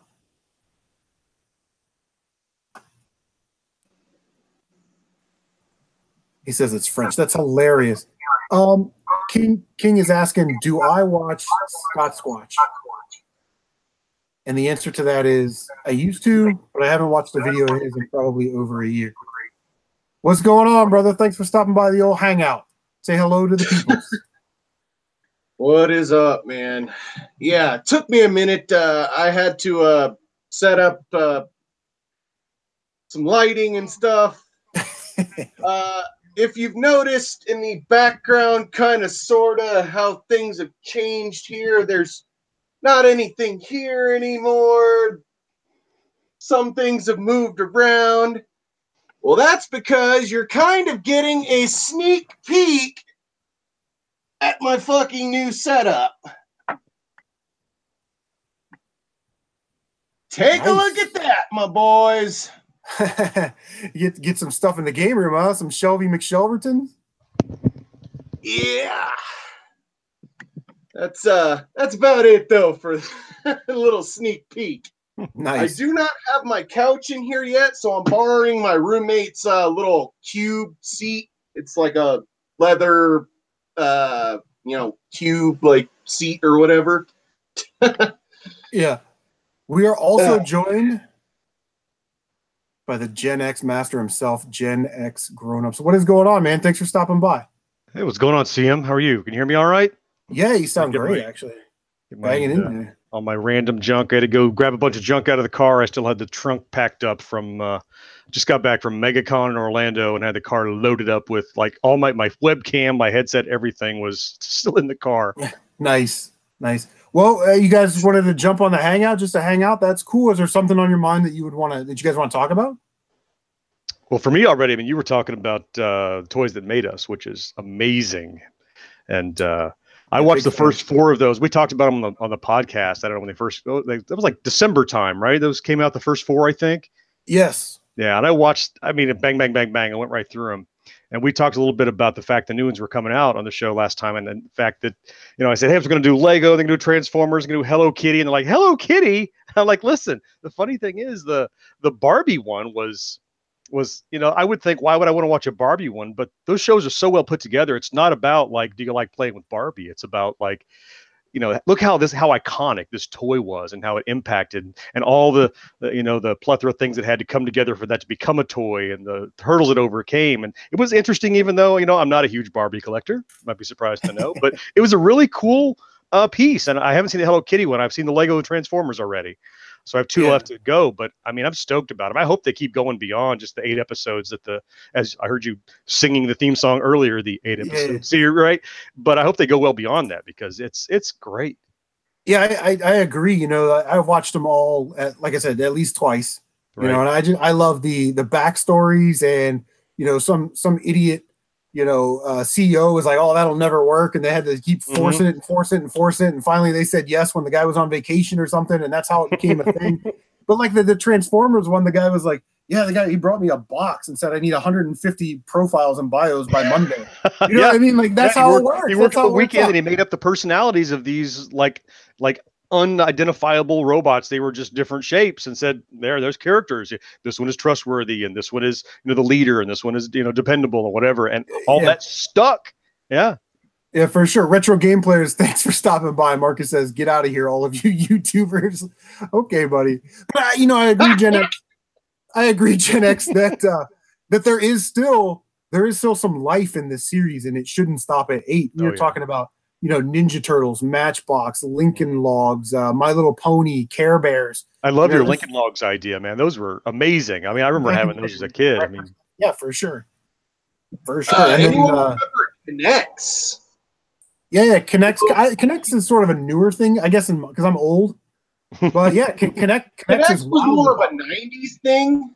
Mm-hmm. Not more, like 80s or all that retro, but Connects were, I mean, dude, I had some awesome fucking sets growing up. Yeah, some especially of those sets are really valuable. Robot kit that I got for Christmas once.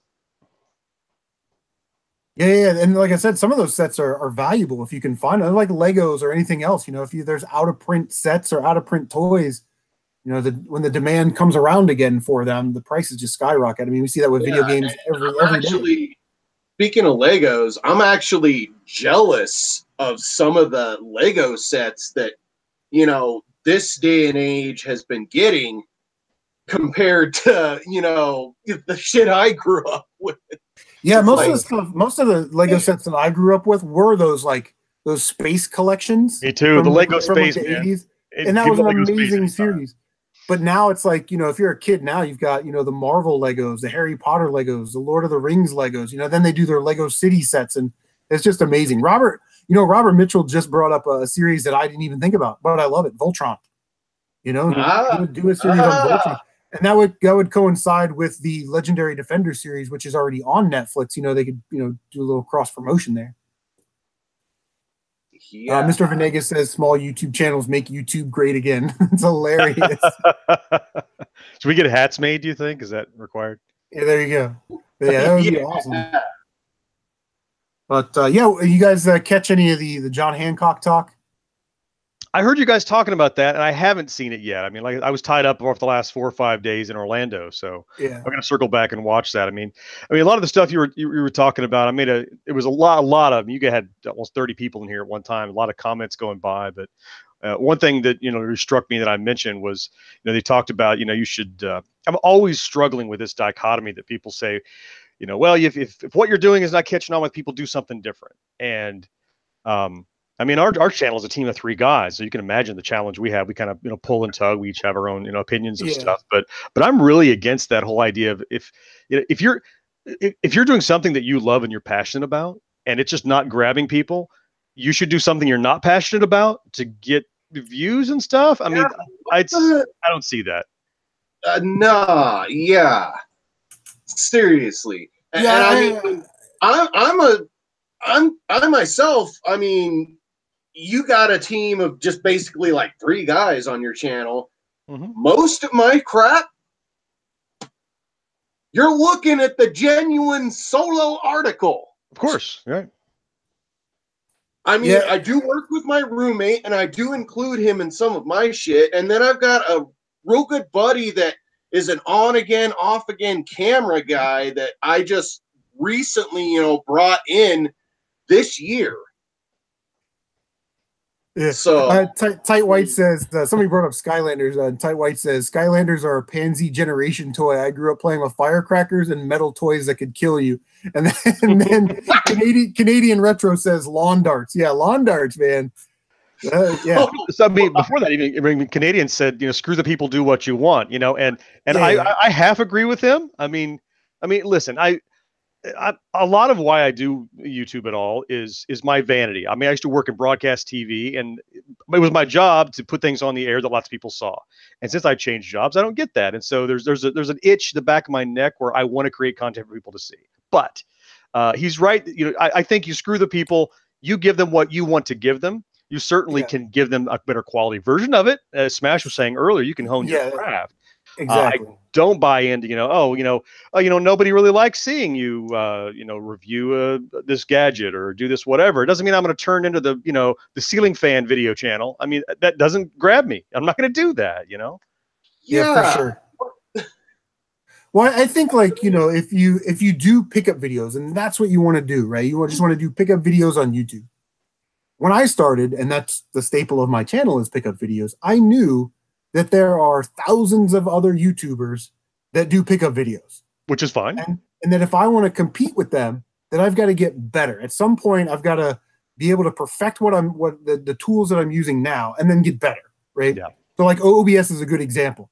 Nobody goes on to OBS and exactly knows every little feature the second they download. You have to learn that. And it's uber powerful. Yeah. It's like Photoshop, right? It's got a million options. Dig in and learn what you want. Yeah. But I don't think that if it's not working, if you want to do pickup videos and it's not working for you, then like you said, you shouldn't just go, well, I'm going to stop doing pickup videos and I'm going to do Play-Doh reviews now. Right. You know what I mean? Where did you go? Just try to get better at what you want to do instead of doing something that you don't want to do, like you were saying, so it was just kind of weird. I mean, I don't know how you feel about it, but I think a lot of it, when I watch something, I watch for personality, I mean, there's content and then there's the caliber of the presenter sometimes too, because we talk a lot about, I did a backstage thing about podcast production, and the thing that I'm super anal about quality of like audio, because I've tried to listen to podcasts that I'm dying to hear the content, and it's so scratchy and terrible that I can't stay listening. With YouTube videos, it's a lot of times it's the personality. I mean, there are guys in our circle and I am super new to this. We just had our 1 year, right? And I've been overwhelmingly and humbly welcomed into this little circle of people that have been around much longer than me. And when I see guys that don't put tons of production quality in it, but I like their stuff because I like them. And I think there's a lot to be said for having, and personality is not something you can hone or buy. You have to be the person that somebody wants to hear talk. And so I see cool personalities on here that, you don't, but you mentioned earlier, I got a cell phone, and I got a lamp light, and I got a tripod. But I started out with a cell phone, for God's sake. Yeah. It's a caliber of personality. And no PC, no nothing. Sure. And Is that what now you, I've Chris, because the personality? bettered and bettered my craft, and I've gotten, I of course upgraded to a laptop. I upgraded to a real nice Sony Handycam, which I'm eventually going to upgrade again for something that has possibly a lapel external mic capability. I see that in a lot of YouTubers' videos, and I struggled with it for a while, is that if your camera setup is this far away and you're talking to the camera in your normal voice, when you upload the video, you sound quieter. So you have to either talk louder or be able to adjust your audio in your video. I notice a lot of YouTubers don't do that, and their videos they're very quiet in their videos. Yeah, because they're so far away from their mic. My main volume in my videos of me, I crank my main volume, and then I kind of try and keep any background music or anything like that to just a hair, so where it's audible and it doesn't overpower me. Yeah, and a lot of times, like now, you want to jazz up your video and use some free music on YouTube or whatever, and add that to your video in the background. We have to talk even louder because now there's music, and people don't realize that, because sometimes you watch a video and it's like, that's great background music, but I can't hear a word that you're saying. Yeah, it's you can't focus. Yeah, I'm always tuning that. I first started adding. Well, you said, the first few videos you looked at that we did, and it's like no background music, and you can't look back and how empty it feels now. And then I started adding, and I started in comments going, turn the music down, and you feel bad, like, well, I can't turn it down now. I'm not going to kill that. So you got to constantly hone your craft and keep kind of adjusting it. Roaming Dan said he used to live stream with OBS, but the quality was crap because of his computer, so he stopped. He'll wait until he gets better equipment, which is awesome. It feels really good to get better equipment and learn how to use it and make better quality videos. But listen, if it's not going, I wouldn't put out subpar content. If you weren't comfortable with it. Shad Juice, what is going on? My fellow Ohio gamer in the house. Hopefully, Shad will come up for the TORG convention, the Ohio Retro Gamer Convention, in August. It's on a Sunday. I'm taking Saturday night off. Party at my house. Where are you at geographically, CM? Columbus, Ohio, dead center. Ohio. Yeah. You're in Columbus. And your player too, Josh. He's also Ohio, right? Nearby. Yeah, he lives like 20 minutes away. We're actually trying to work out Nevada. Nice. We're trying to work out a way back Wednesday where I can go over to his channel and live stream some old Genesis games. But Muzz from L1 Games, owns Level 1 Games in Dublin, Ohio. That's where we met there. Got last Tuesday, and I actually did a video on it. So look forward to that coming out, where we did a game store tour. Josh is like the nicest person I've ever met. Like, you watch somebody on YouTube, and when you meet him in real life, they may be different. He's exactly that way. He's like so super helpful and so super knowledgeable. I can see that. Just a really nice dude, man. I'm excited. In a couple of weeks is the South Florida Gaming Expo that's in Atlanta. We went last year, and the good news is that both MC Murr and Captain Retro are in the Atlanta area, and so they're going to be there too. So I'll be able to meet up with all those guys. Hey, my sister-in-law actually lives around Duluth, Georgia. Sure. So if we get down there like next summer or the summer after, I'm just going to plan a whole day with just me and Murr and Captain Retro. We're just going to like barcades. And if that happens, hit me up. It's not a short drive. It's about 4 or 5 hours or so, but it's close enough, and I make it up there periodically. So I'd make a trip. Tight White says 1969 was the year that his dad robbed a Denny's. Okay. This is my I got this for my birthday one year. This is the year I was born. That's why I have this shirt. Nice. I didn't rob a Denny's that year. I was far too young. I wasn't even in existence. I wasn't even a thought. Yeah, I'm a 78er.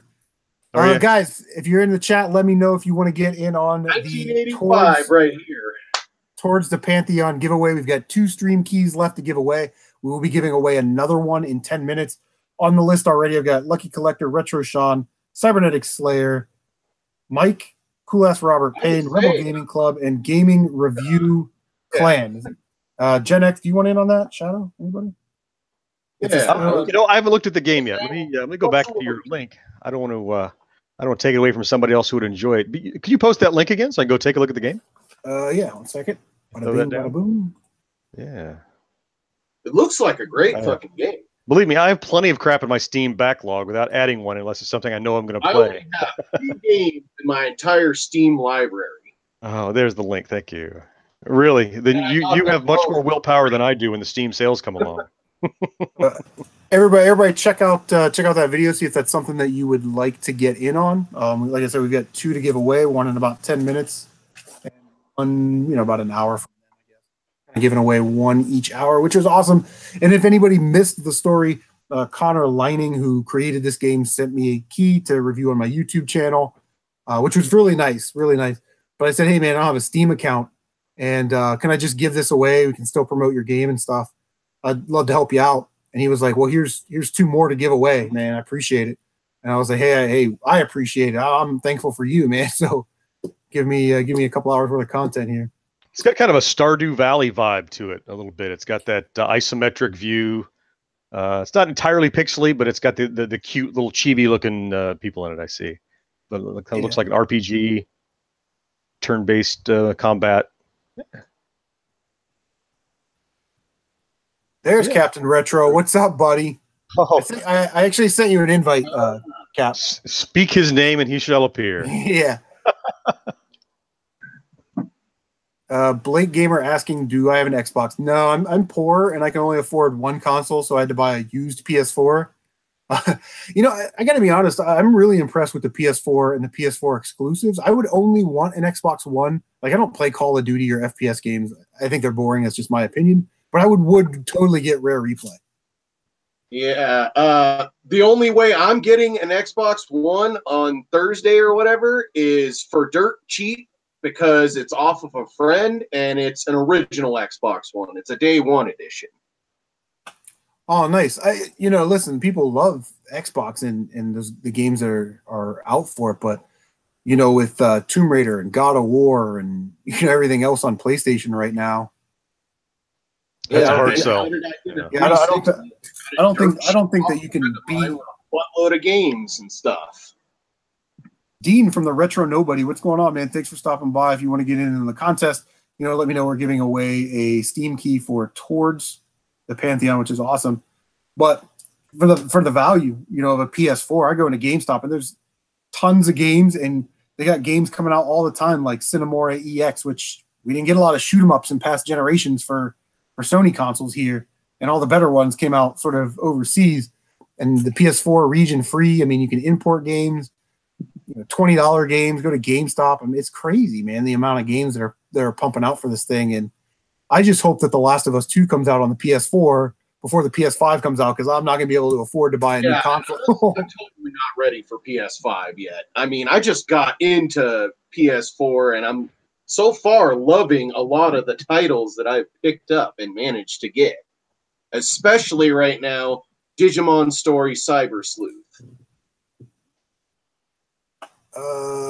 Blake is asking, why is it better to have a PS4? I'm not really saying it's better to have it. It's better for me to have a PS4 because there's more games on PlayStation that I like to play, like Uncharted, Tomb Raider. Like, I like those kinds of games. And Xbox seems to be more like, for my perception, a lot of like Call of Duties and first-person shooter type exclusive stuff, and that's just not what I want to play. Yes, I know Cinemore was on the Switch and the Xbox, but the point there was that we're getting a lot more shooters for PS4 than we have in the past, and they're dirt cheap, like Raiden, Caladarius Blaze, Cinemore EX, Battle Garega. You know what I mean? And they're all region free, and it's a really good time to be a PlayStation 4 collector. Not that there's anything against Xbox if that's your console of choice. I've never had a PlayStation at all. I had an Xbox for a long time, and then when Xbox One came along, and I was like, "Hey, let me jump on the Xbox One." And initially, they were going to go with kind of that Steam model where it's a key and it's portable. And when everybody kind of went up in arms about that, and they backpedaled and said, "Yeah, no, it's attached to the disc," everyone was upset about resale value, right? Because of the key, and that's when I jumped ship to Steam. But recently, I took a trial of the PlayStation Now network. Have you seen that, where you can you can stream PlayStation titles to your PC. No, I didn't know anything about that. That sounds awesome. It's like GameFly streaming or something, right? Or it's even like Steam streaming. It's the game is actually being played. There's no download. They hook up a server for you. You say, I want to play what's the Nathan Drake, the Drake's Fortune or whatever it's called, right? One of those things. Yeah. You say, I want to play that, and they go, cool, I'm spooling up a server for you. And then via broadband, they're streaming the video to you and streaming your controls back to the server. So you're really just live streaming some, PlayStation hardware in a rack somewhere in, China, I guess. So, but you get to play PlayStation stuff, and it's a purely subscription because you never download. You're just streaming the content, and it's not pristine, as you can imagine, but it's neat. Yeah, it sounds pretty cool. Roaming Dan says he thinks it's an understatement that he prefers PS4. Yeah, he's got a modest PS4 collection that's approaching 250, 300 games. You know what I mean? Like, it's a small one. Yeah, let's just say Danny Boy has a little bit of a problem. Marcus asked, did I say Raiden? Yes, I said Raiden. That's how I say it with my Ohio accent. And Tight White says, yeah, Xbox One backwards compatibility. Can't argue with that. That's absolutely awesome. And the fact that PlayStation stopped doing that with the PS4 was kind of a bummer. But if you got a PS3 that works, one of the OG first ones, you can play, PS1, PS2, and PS3 games. I don't have that model. I've got a God of War edition PS3, so I can only play PS1 and PS3 games. But it looks badass on my shelf. Yeah. I got a PS2 and a PS1.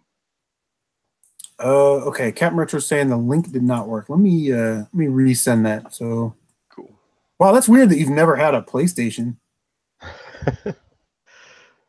So CM, you say you don't have a Steam account. Is that a moral standpoint that you don't want to have a Steam account or something? Is it a thing against Valve? Do you not have a PC that can handle it? Why?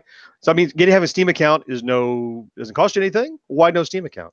Why don't you like it? Well, to be honest, I just don't know enough about it. I just know that Steam exists. I know it's where independent game makers put their stuff up and you can kind of buy them or whatever. Mm-hmm. But I use my laptop. That's what I have. And I don't know what the criteria is, what computer capabilities you need, what type of controllers you need. You've kind of really not explored it, is why. Yeah. Yeah, correct. And it's cool. I think it's a great idea for people to, that are able to make games, to be able to create these games and put them up there for, I don't know if they cost $5, $10, whatever it is, and have people buy them. Well, the whole spectrum is on Steam. I mean, it's AAA titles all the way down to 99-cent, 50-cent shovelware. It's all out there. But you're right, indies can get on Steam much easier. There is a vetting process. Not everything can get on, but I mentioned I was always an Xbox 360 user for a long time, and all my friends played on it. But when I made the hop to Steam, so I used to travel I still travel a lot for work. I used to travel constantly, 90% on the road. And so I packed a Xbox 360 in my luggage so I could play games and watch Netflix and whatever on the road. But boy, having Steam, because you don't have to, like, what discs do I take with me to play?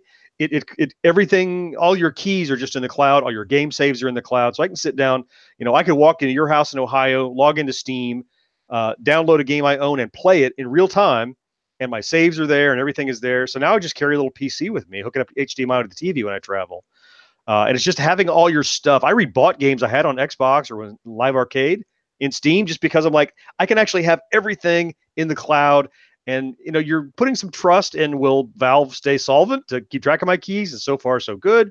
But it's been a great experience with Steam for me. I haven't looked back to consoles, really. I mean, I still love retro consoles, but I haven't gotten new ones because, it's been great. Yeah, it looks cool. I don't know. Do you, Shadow? Do you do the Steam thing? Yeah, I have a Steam account. I only have 2 games on it, which I got for free. Nice. First one being Freddy Fazbear's Pizzeria Simulator, and then the other one. Actually, it was gifted to me by my good young friend Ben because he got. They were running a deal or whatever. Buy this game and one of your friends gets it free. Sure. You can gift it to them free. Don't starve together. Mm-hmm. Yeah.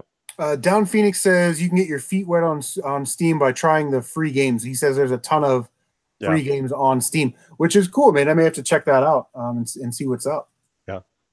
Yeah, and I'm no Valve employee. I'm not trying to talk you to the dark side or anything. I'm just curious, why you didn't, because it's easy to get into. You can use a DualShock controller. You can use an Xbox controller. If it hooks up to the PC at all, you can use it to drive your stuff, and it's This is what I fun use. for me. Oh, nice. So I could plug in like a PS3 controller via USB. Hell yeah! As long as it's USB, you got it. You betcha. No shit, that's amazing. Yeah, as long as Windows will recognize it as a DirectX input device, then Bob's your uncle. You're off to the braces. It's pretty cool. Yep. Nice. Yeah, I'll check that out, man. I'll start checking that out. Let's see. Mr. Venegas wants to know if he missed anything. I don't know, man. Tight White says, here's what I prefer in the last 3 generations: PS2, 360, and Xbox One. Those are some strong choices, man. Roaming Dan says Steam is very convenient, and I have a ton of games on it as well. Captain Retro says, try and send me the actual +sign add button on the Hangout. You say try to add him via the +sign instead of the link, I guess. Brilliant. They took that out. Oh, did they?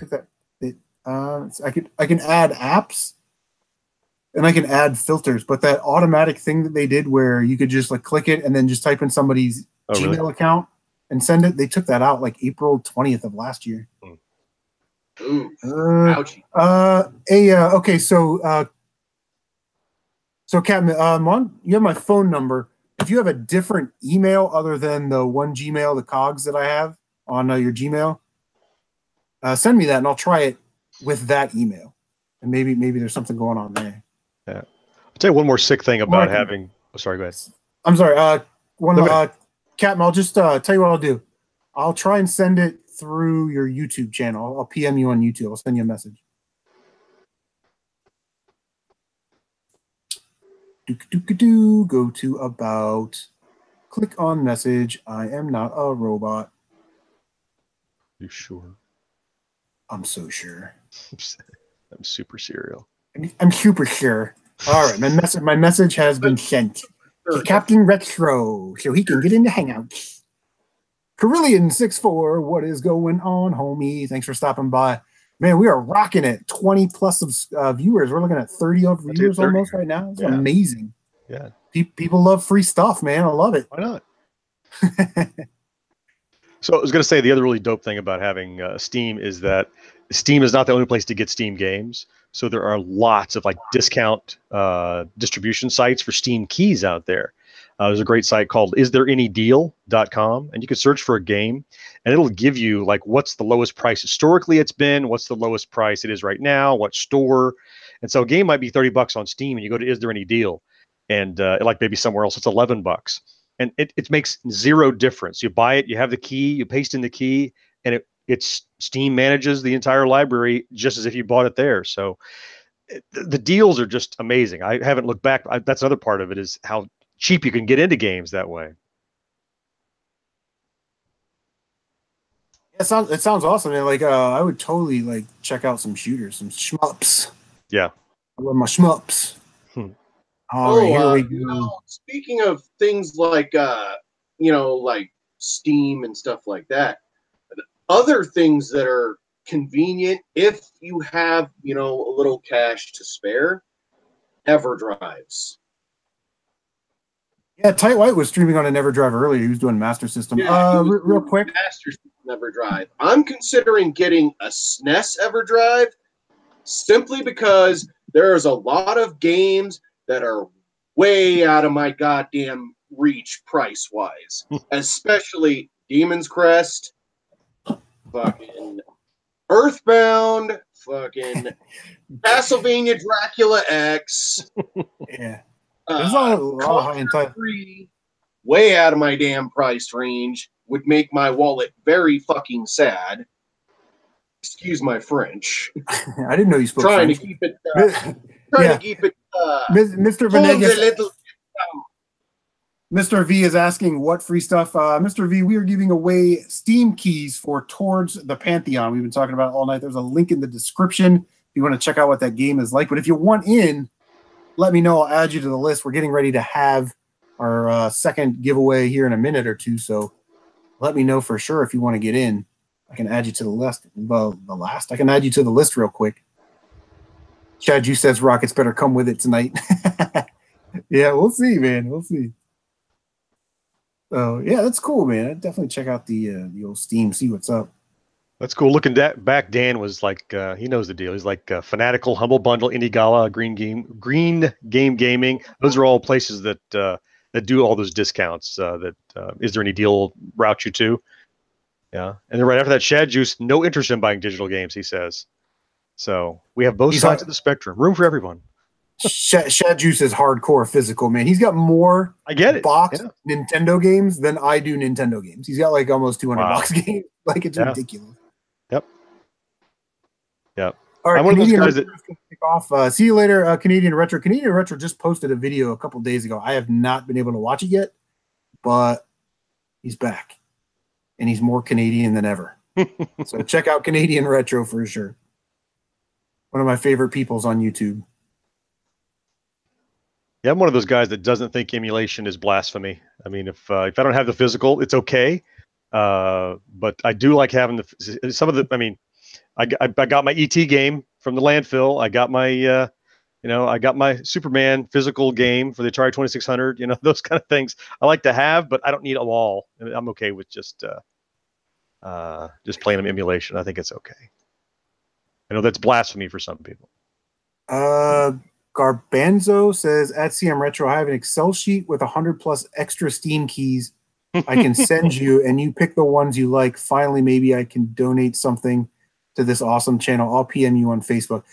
Hey, man, if you got stuff that, Steam keys or whatever you want to give away, I don't mind doing live streams and giving them away for you. That's very generous of you. I'm sure the fans of the channel would like that. Robert Mitchell says somebody's been buying those bundles and he's got extra keys. I gotta do that too, because you'll buy a bundle and it'll have like 10 games in it and you have 5 of them already, but the whole bundle is only $5, so you end up with extras. I bet. Yeah, I gotta look. I probably got a bunch of those too. I need to dig those up. That's not a bad idea. There you go, man. We're constantly having 30 people on our live stream because they want free stuff. Spread the love. Speaking of free stuff, what are we doing right now? We're going to give away another Steam key for Towards the Pantheon. Gen X and Shadow, you guys went in, right? Already added you to the... Go ahead, throw me in. Yeah. All right. So on the list right now, we've got Lucky Collector, Retro Sean, Cybernetic Slayer, Mike, Cool Ass Robert Payne, Gaming Review Clan, Rebel Gaming Club, Gen X, and Shadow. I just put it in the Shadow because I'm lazy. All right. Spinsy, one spin.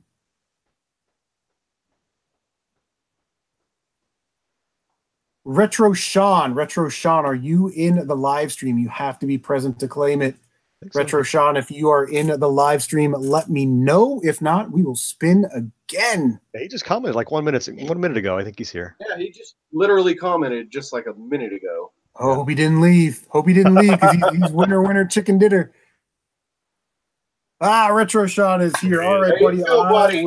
Hell yeah. Retro Sean Gaming wins number 2.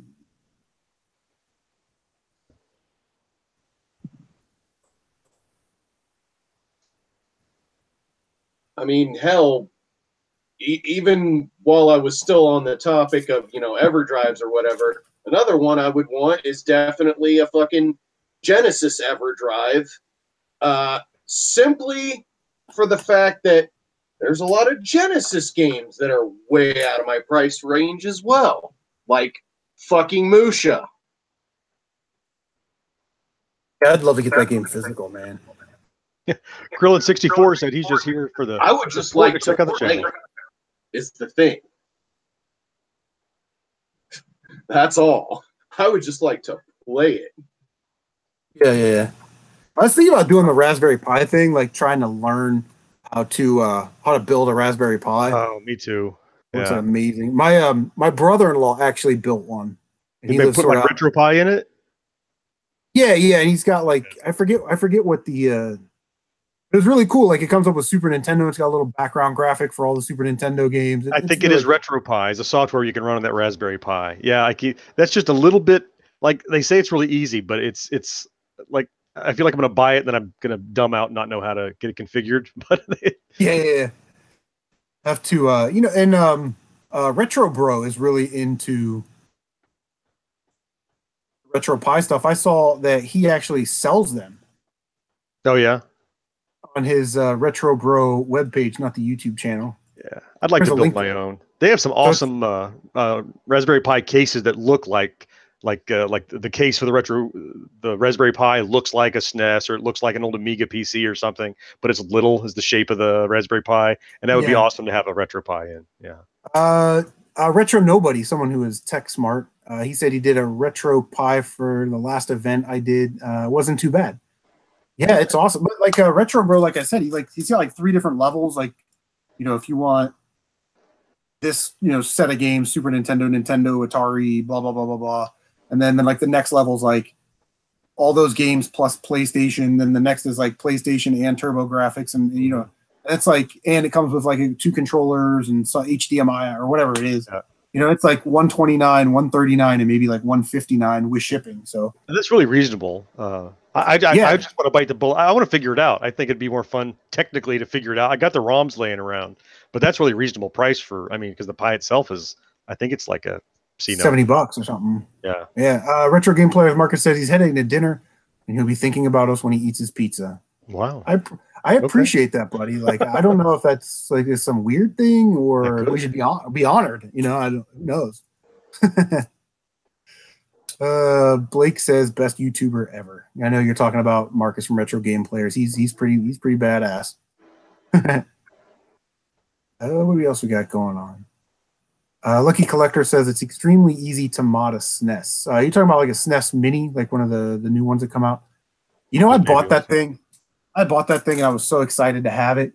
I've played it like twice. Yeah, I didn't buy one. I played through Mario World and then Mega Man X on one live stream, and then I think we played through the rest of Mario World, and then we started to play Donkey Kong Country. Yeah, I bought it and I'm like, well, it's got Earthbound on it, and it's got Secret of Mana, and it's got this final, and I don't play turn-based RPG, so I got sucked into the hype. Yeah, and there are no shooters on it. Earth Defense Force, Space Mega Force, Axlay, UN Squadron, any of the great, there's almost 20 pure shooters. There's big bullet hells or something. Nothing on there. In the North American collection, and we got 0. Oh. Yeah, what the hell? Exactly, right? So here's a quick one. So based on the box office, I think I know this answer, but I'll ask you anyway. Have you checked out the Solo film yet? I have not. I haven't even seen Last Jedi. Yeah, lots of people haven't. I didn't see Last Jedi either. It was hurting at the box office. Hurting. It was straining to 105 million or something on a holiday weekend. Ooh. Yeah. Robert Mitchell threw out Gradius. Yes, Gradius is awesome. I got to be honest. I think Disney's starting to release these a little too fast. Yeah. And it's starting to like sour with people. Like, oh, just wait for the next one to come out next year. It used to be an event to go to a Star Wars movie. Mm-hmm. Yeah. Now it's kind of like Star Wars fatigue. It's just another one. Yeah. Tony White says he picked up Star Control, and TN Dean says, talking about Super Nintendo, mod it and add the shooters. I don't know how to mod anything. But I guess I can watch videos on YouTube and learn how to do it. If only there was a place that compiled videos. Yeah. Retro Sean says, anyone play Broforce? I am not familiar. I have not, but I really have played Broforce. Yes. It's very bro. It's a fun shooter, multiplayer. I have really wanted to play that, actually. That's one of those that sells bundles of keys. Like it costs like $9.95, but you can buy a bundle of 4 keys for like $20 because they want you to get lots of people to play together. It's better that way. Yeah. Lucky Collector says Dracula X on the Super Famicom is only $75 for the cart. You just need to cut the 2 pieces of plastic out of the SNES to play it. Yeah, you can cut that out or just take the thing apart and take out the bottom tray. But the Castlevania Dracula X Chronicles for PSP, you can unlock Symphony of the Night and Dracula X on that. The original Rondo, actually. And that's like what 10, he's $10. talking about is basically the version that was put on Super Nintendo that was a bit, dare I say, watered down. I mean, there's no other way you can put it. It's a watered down port of Rondo, basically. And some people in the Castlevania fandom have often said, it's butchered. It's hey, if you like classic style Castlevania from like the NES, control wise, and you're used to that, it's a decent game. Yeah, I've only played a handful of Castlevania games, and I'm not like super hardcore about the series. I mean, they're good games and whatnot, but I couldn't tell you the difference between the Famicom and the Super Nintendo version. But that's cool, man. It's like, that's the thing about me is I am just like, when I initially started up here collecting again, I'm a major Castlevania fanatic. I mean, I have 1, 2, 3, 4. I'm still missing Bloodlines. I have the 3 on DS. I have freaking 2 on the PS2. I have 1 on the N64. Certain titles I'm missing. I'm missing the one on PSP still. I'm missing Dracula X on the SNES, which goes for like $400 sometimes, cartridge alone, and it's maddening. Yeah, that's an expensive game. The cheapest I've ever seen that game, I think, was like $159 or something at half price books. Yeah, and then let's see. I'm missing the second one on the 64. Then wait. Do you know who Shadow's Fairchild is? He says, Shadow, instead of talking about Everdrives, maybe you should pay back Yesei Asha his $100. Just you owe Yesei Asha $100. That's a constant troll that fucking comes in here whenever I'm fucking on any hangout or streaming or whatever, constantly acting as a reminder. Yes, I do owe my dear friend Yesei Asha for when I went to fucking Retropalooza. I am going to be squashing that very fucking soon. Can we shut up about it? Like, how does this person know where you're at? Like, that's creepy almost. You know what I mean? It is fucking creepy. Lucky Collector says Hyperstone Heist for Sega is a watered down version of Turtles in Time, but I love both. Man, I need to get on the Turtles in Time thing, man. I have that game. I haven't played it yet, though. Henry says Dracula X was fun. He's always a fan of the Castlevania series. Yeah, I mean, Castlevania is cool. I just haven't played all the games. I cheated and beat 2 when I was a kid. Thank God for that. Yes, sir. I'm going to have to duck out. I'm going to drive to Atlanta in the morning, and I have yet to pack my bags, so I'm going to have to bail. All right. Well, so, hey, thank you for having me, hosting me on your stream. Congratulations on your 3K, by the way. Thank you very much, man. I appreciate it. Well deserved. Like I said before, I watch people for their personality, and you got it, man. That's why I watch. More smiling, please, if you would. Thanks, bro. You want to promote your YouTube channel, your Facebook, anything coming out new that the fans should be aware of? Let them know. Just the normal stuff, if you haven't checked out our channel, that's great. I mean, I wasn't here to plug. People know who I am, where I'm at. If they don't, they'll look me up. You can click and say, look at the channel. It's about you. I appreciate you having me here. And that was awesome. It's the first time I've jumped into somebody else's hangout. I was watching and you're like, hey, anybody? And I saw Smash bailed out. And I'm like, I'll jump in. It was really cool. It's nice. Yeah, I love having people in here. And thank you so much for stopping by, man. I really do appreciate it. Everybody check out Gen X Grown-Ups. You can just put your link in the thing there, and people can find your channel. That'd be awesome. Much love, appreciate it, and I will catch you next time. Bye, everybody. Have fun in Atlanta. Oh yeah, thanks. I'll try. Hot Atlanta. Yeah, it's cool, man. If anybody wants to jump in, let me know. I'm still trying to work this out with Captain Retro. I don't know what's going on, man. Captain, I PM'd you on your YouTube channel. Sprooch just hit me up. I'm live now. Sprooch game hunting.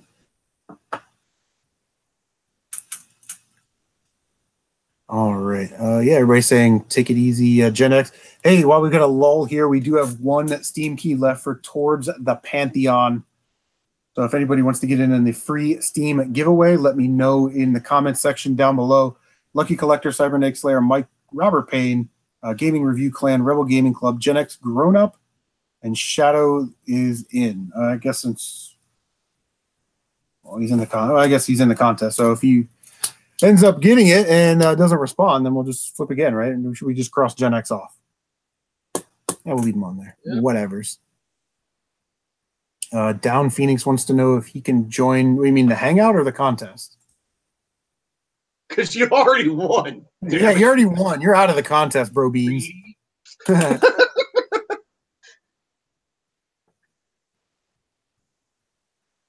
Yeah, sure, man. I'll give you a shot.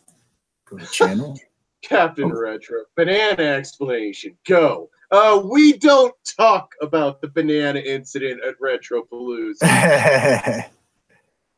It's best left unsaid.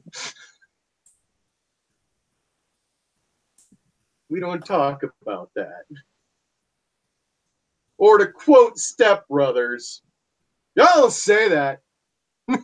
All right, Down Phoenix, I actually sent you a link to the Hangout via your YouTube channel, so check your messages on YouTube. And if you get, I think you get them in Gmail, actually. I might have gone through. Yeah, Lucky Collector, we're on the same page right here. Banana, question mark, question mark, question mark. So actually like this, banana?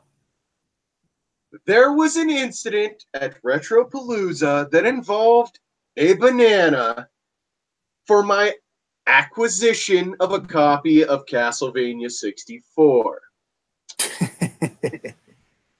Okay. It involved a banana and a good friend of mine, Mr. Dave, what's his name? Clarks. Oh, I was close. God, I always forget his last name. Nice. We are joined by the immortal Captain Retro. What is going on, Cap? How you doing tonight, buddy? Thanks for stopping by. Been a fucking rainy, nasty day here in Atlanta, and been out Goodwill hunting all day long, doing some shit, making some purchases, doing. Nice. How are you guys doing? What's up? Good. Is that Krang new? That's a huge Krang in the background. It's not new. It's an original. I found it at the fucking thrift store like maybe a month ago. Oh, that is sexy. It was like 50 cents, dude. He's missing the little thing that covers his belly up, and he's missing Krang, obviously. But Krang's android body, and it's got like a mirror inside it. Yeah, that's cool, man. Hey, I'm Krang body. Yeah, I thought he was pretty neat. So I was like, dude, you don't see those laying around everywhere. All right, Roaming Dan is out. Thanks for stopping by, Roaming Dan. But Roaming Dan ducks out. Media Glitch comes in. What is going on, Media Glitch? Jolie. What is up, Jolie boy? Yeah, everybody's playing that. Have you played that Curse of the Moon yet? I started playing it last night, actually. I downloaded it the other day. I have to wait until Thursday so that I can actually get it. It's $10. I'm broke until Thursday. Don't until payday. Don't eat McDonald's tomorrow and buy a fucking Blood Moon or whatever it's called, Curse of the Moon. Yeah, Tyler goes, is that Krang or are you happy to see me? I have spent all of my earnings from my paycheck last time. Good times. On bills and food and essentials and life in general. Thanks, John. I appreciate that. Yeah, good to see you again. Man, that is not a nice thing to say. GFY, I believe, is what I would like to say to you.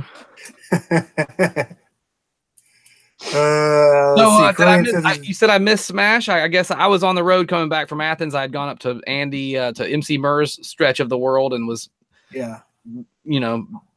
talked about an hour about the John Hancock thing. Is what we talked about. Okay. About his flip-flopping on the subject or about what?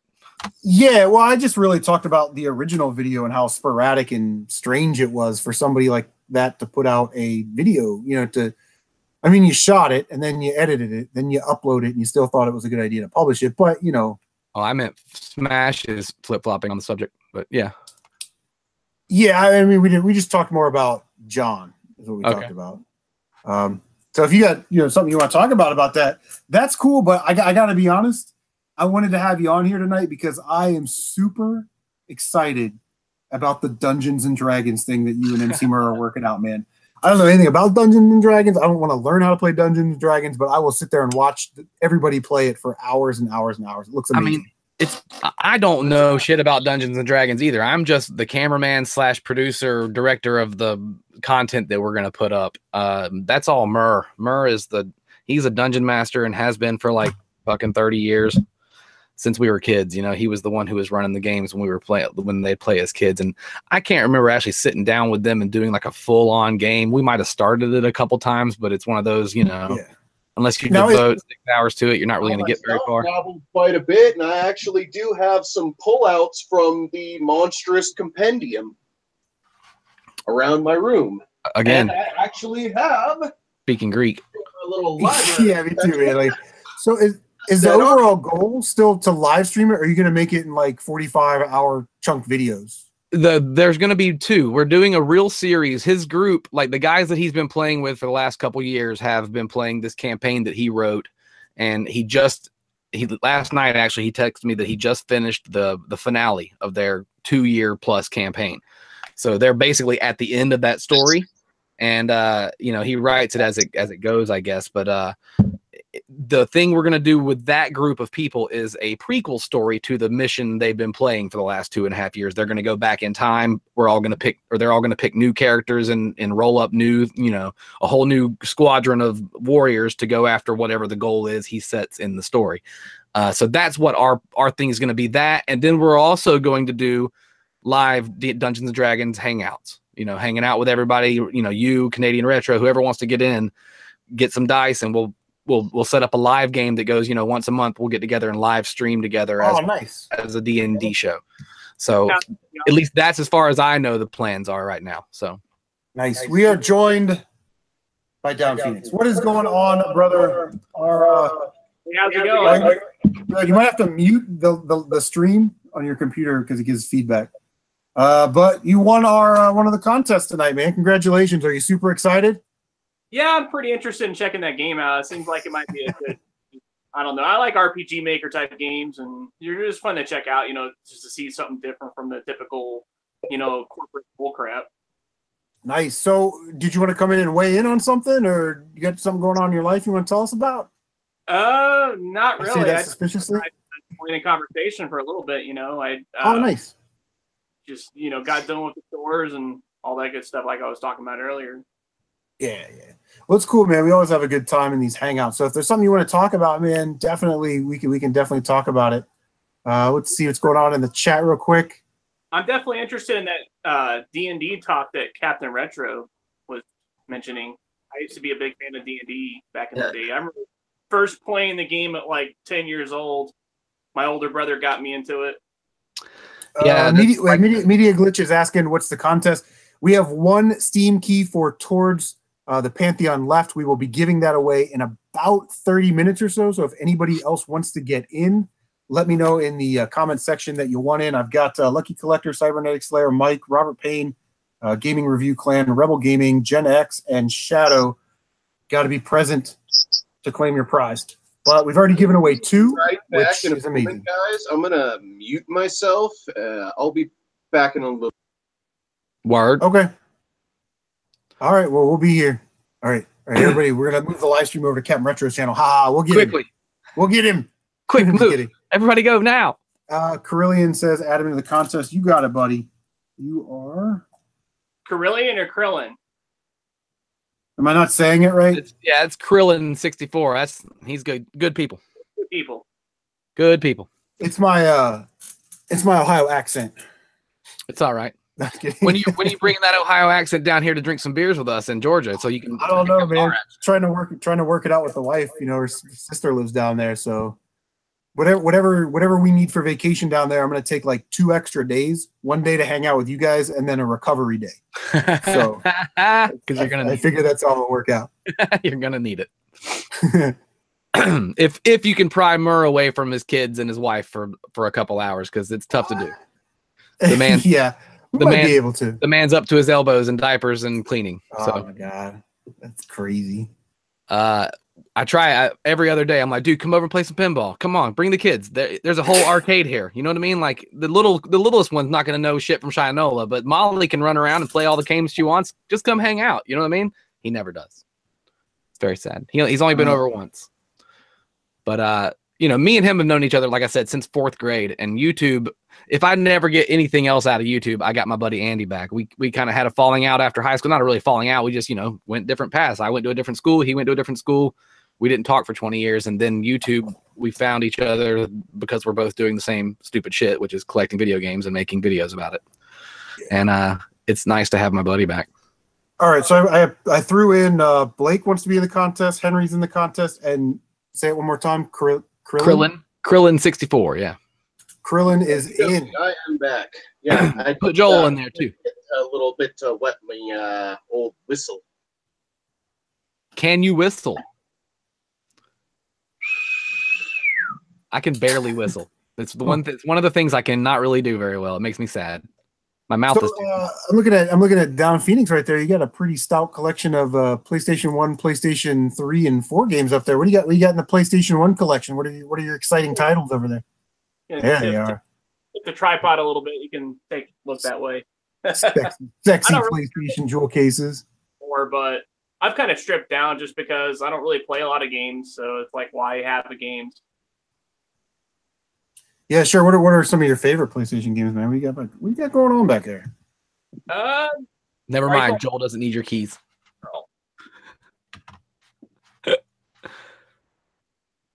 So I will say this about the issue. I did have a little bit to say about that. Did we lose him? Did I lose everybody? What's going on? Oh, what's up, buddy? I'm typing people. I'm typing people in the wheel to side. Don't mind me. Oh, okay. About the John Hancock thing, like everybody's entitled to their opinion. You know what I mean? And if he thinks there's too many people to him. It's that again, everybody gets so fucking riled up about people's opinions instead of like facts. You know what I mean? Like there is no fact that there's too many YouTubers or there's too few YouTubers. It's just an opinion. So, everybody gets on their fucking high horse and hides behind a keyboard and writes stupid shit on the internet. Dean, make sure nobody is out. Thanks for stopping by, Dean. I appreciate it. Emerald Game Cave is back. I think my big problem with it is you're going to say, well, there are too many YouTubers. And then just leave it at that. Like, okay, well, what else is it? Should we get rid of half of the YouTubers? Should we not allow any more YouTuber? Like Thanos style, just snatch. That's what I said earlier. Is the real life Thanos situation going on here? But really, he doesn't know all the YouTubers. I will say this: there are too many copycat content creator makers that want to try and become, I guess, a professional YouTuber, and they're all doing the same. We look up what's going on TRN, look up what's going on over there on Kotaku, and then they make a video immediately about it. Or that's a little bit annoying, but there's not too many. You know what I mean? In general, there's not too many. That's what YouTube's for. Everybody's allowed to have a channel. Everybody has an opinion. So you know what I mean? Like that's my opinion. My opinion is the more the merrier. That's what this whole fucking service was made for, is for anybody that wanted to put up a video to put up a video. So yeah. Now I will creative outlet. Put some time into your stuff. If you're gonna make something, don't just like film the floor and have a game, your hand in the game. Do a little bit more than like sitting around with a camera, not really making a concerted effort to edit stuff. There is something to be said for quality of production. You know what I mean? But other than that, fucking do what you want. Do what you want on this planet, unless you're infringing on someone else's rights. So yeah, exactly. As far as like the whole too many YouTubers topic, I think the main thing is there's too many people that don't really keep an eye on what they're doing and make content that they themselves enjoy. Because if you're not making content that you enjoy, then people are going to see right through it. I thoroughly disagree with that opinion, because most of the bigger number dudes are clickbaiting content copycats. They're all making the same video, and you can't enjoy doing that. You can't enjoy looking up what the hot topic of the day is and trying to make a video in 30 minutes to get it up online. You know what I mean? That can't be fun. There is that exception. People that can chase those trends and do it for the money, of course, but I would think that's still a small percentage of the YouTube population as a whole. Right. But other than that, do what you want to do. And even the people who are clickbaiters, go ahead and clickbait all you want. You know what I mean? I'm just not going to click it. I know what not to look for anymore. You know what I mean? And if it shows up in my feed, I tell it I don't want to see this in my feed anymore. You know? So Usually, okay. the way for me not to click it is if they're showing soy boy face. What is that? The Yeah. God. Everybody and their brother with their white outline pictures. It's somebody I know, but if it's a channel I've never heard of, I'm not going to. Krillin says YouTube is a hobby, and Retro Sean says John came off sounding like he hates competition, or he couldn't handle the competition. You know, Henry says YouTube is all about fun, and that he loves making videos. Yeah, man, I like making content for everybody and hanging out. I like the social aspect of it more than I like the production and the editing and all that stuff, right? Because sometimes that gets to be a pain in the ass and. It's just really cool. Like Facebook, I didn't have a Facebook for the longest time. I just didn't want one. But now that I have one, I think it's like super cool. Like at any time I could just, Facebook message CMRetro and be like, hey man, blah, blah, blah, blah, blah, and I think that's sort of really cool. Of course I can text them and do that too. But we talked last night in your stream a little bit. To me, it's so cool that like I was able to help Dan complete his GameCube collection. Like, you know what I mean? Like I sent him 6 games. He sent me a t-shirt. It wasn't, it's like being on the school bus and being like, dude, have you played this yet? You got to play this. You know what I mean? It's like borrow it, take it home, play it for a week. Yeah. I love that social aspect of it. It's very much like being I don't know, and I don't want to speak to what other corners of the community are doing, right? But I can say this. In our little section of the community, those of us that know each other, talk almost every day, hang out in other people's videos, Facebook, participate in that kind of stuff. I know that we are very tight knit, and I know that we're down to help each other out, with nothing coming back to us. You know what I mean? Like no expectation of anything, right? Yeah, other than helping someone out. If you said, "Hey Chris, I need Demon's Crest to complete my Super Nintendo collection," I would probably just send you the damn thing. You know what I mean? Like. And it's just I don't know. I feel the love, I guess is the dumbest way to say it, but I don't know what backstabbing and backbiting goes on in other people's little corners of the community, but I don't see that happening on our side. So, and I love it. And I think people can smell. I say this. I wish people could smell fakeness because I feel like I can smell fake on people, and I smell it quick, and I'm like, nah, that guy's fucking bullshitting just to get views. You know what I mean? Like that. He doesn't have a real opinion on it. He's if you've never played Super Mario World, you don't fucking belong talking about retro games. Yeah, and some of these guys, that do YouTube content where, and it's tough, right? The news of the day type content is tough because you got to stay on it. And if you are a week late on a certain type of video, then it's not going to be irrelevant, and you're not going to get the views. But also, I think sometimes people do that because they need to continue to feed the machine that they've created. You know what I mean? Even if they hate doing that type of content, that's their staple, and that's what they know that feeds the machine. So right. And if you're living to feed the machine, then you're not really living. You know what I mean? That's how I tried that kind of route early on, but then I quickly found out that I hate this. No, fuck this. I hate this. Fuck it with a fucking ball peen hammer. I just like I said, everybody sort of said this. I don't know why you would want to make content that you don't enjoy making. You know what I mean? Like that seemed like it sort of goes back to the if what you're doing isn't working, try something else. Well, if you try something else, then you're probably not liking it. Shady Character, $5 donation, man. Hey, I appreciate that. That is awesome. Thank you so much. Wow, that's amazing. But there's a place for everybody in this YouTube world, and to say there's too many is asinine. Yeah. And I think one point that was missed is that learn from other YouTubers, within your same group, right? So I watch like Retro Game Player's live stream, and I'm like, oh man, that's OBS, and he's got this little blue bar. I want a blue bar.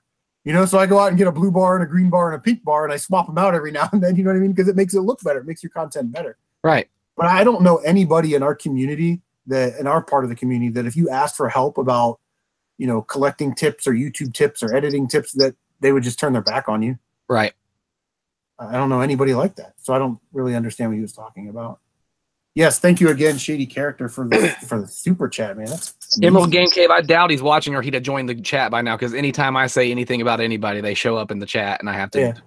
You know what? Let him if somebody knows him and wants him to jump in the stream. Hey, but we I can will talk say about this: it. I fucking respect the shit out of that man's collection. Holy baloney, how he got some amazing stuff. You know what I mean? His So house that is a tells me fucking he's deal. legit. That tells me he's legit and he loves retro gaming, and that comes first to me. If you have a love for the gaming, that's what I care about. Right, he's passionate about it, and remember what everybody says. He's a good guy. You know, he's a Yeah, family he seems guy, like a and very nice person. Yeah.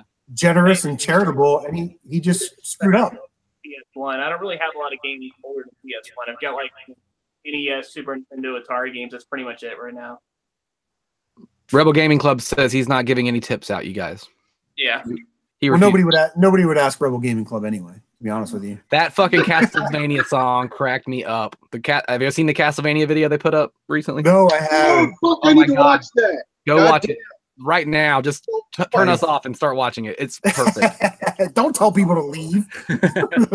Open up a second screen and watch it for a second. Don't leave. Yeah, I need that view time. I was wearing their shirt yesterday at the pinball place. Me and my buddy Pinball and Desirable streamed pinball from on his Twitch channel for about 3 hours yesterday from Portal Pinball Arcade in Kennesaw. I actually put up a video of it. I was thanks to Krillin64 in the chat. He was able to. Apparently, I can't rip Twitch videos because they're some kind of different format than what I've got. And every service I downloaded was like, you can rip this, but it's only gonna let you convert a third of it unless you pay $25. And I'm like, I'm not paying $25. This is America. I'm gonna get it for free. America. And so Krillin hooked me up, and Character it's online now. It's on my channel. Character is asking, does anybody watch Bithead 1000? You don't hear enough people talk about the channel. People come for the gaming stuff and then end up staying for a story. Yeah, Bithead's one of the most amazing storytellers on YouTube, I especially do for not people know like, Bithead. especially for people my age, right? Let me find him. Bithead 1000. I Yeah, I don't had know. first heard about him through Mike Stankmask Gartner, who Yeah, What a great originally name. started out, doing the same kind of shit, we're doing, pickup videos and shit like that. Unfortunately, he's backed away in recent years and focused more on his home life. well, that's okay. Yeah, I mean, if you family first, you But know. he was one of my first major subscribers with a larger channel, the 1 to 2K range. And I was like, what? Tell me I'm dreaming. You're right over there down Phoenix. You're like going in and out. Like I see your. Oh, yeah. I was trying to check out the YouTube chat, but I'm on my phone, and apparently I can't read while I'm on Hangouts. I don't know. Nice. So, what games are you collecting right now? What do you got going on over there on your channel? I mainly focus on PS4. I've got probably, I don't know, about 40-ish PS4 games right now. Nice. That's Any good recommendations on there? All of them. His collection's so badass. He just all of them. But Yeah, I just picked up Wild Guns. I'm pretty excited to play that. Have you seen what Job Simulator is going for on the PS4 right now? oh, yeah. Yes, it's ridiculous. I got it later for $20 at GameStop, brand new back in August. I just sold it for like $80 on eBay. It's Nice. ridiculous. I saw him going for like 120 sealed. I don't feel like I need to play it anymore. It's literally like one of those games you can play through like one time and you're done with it.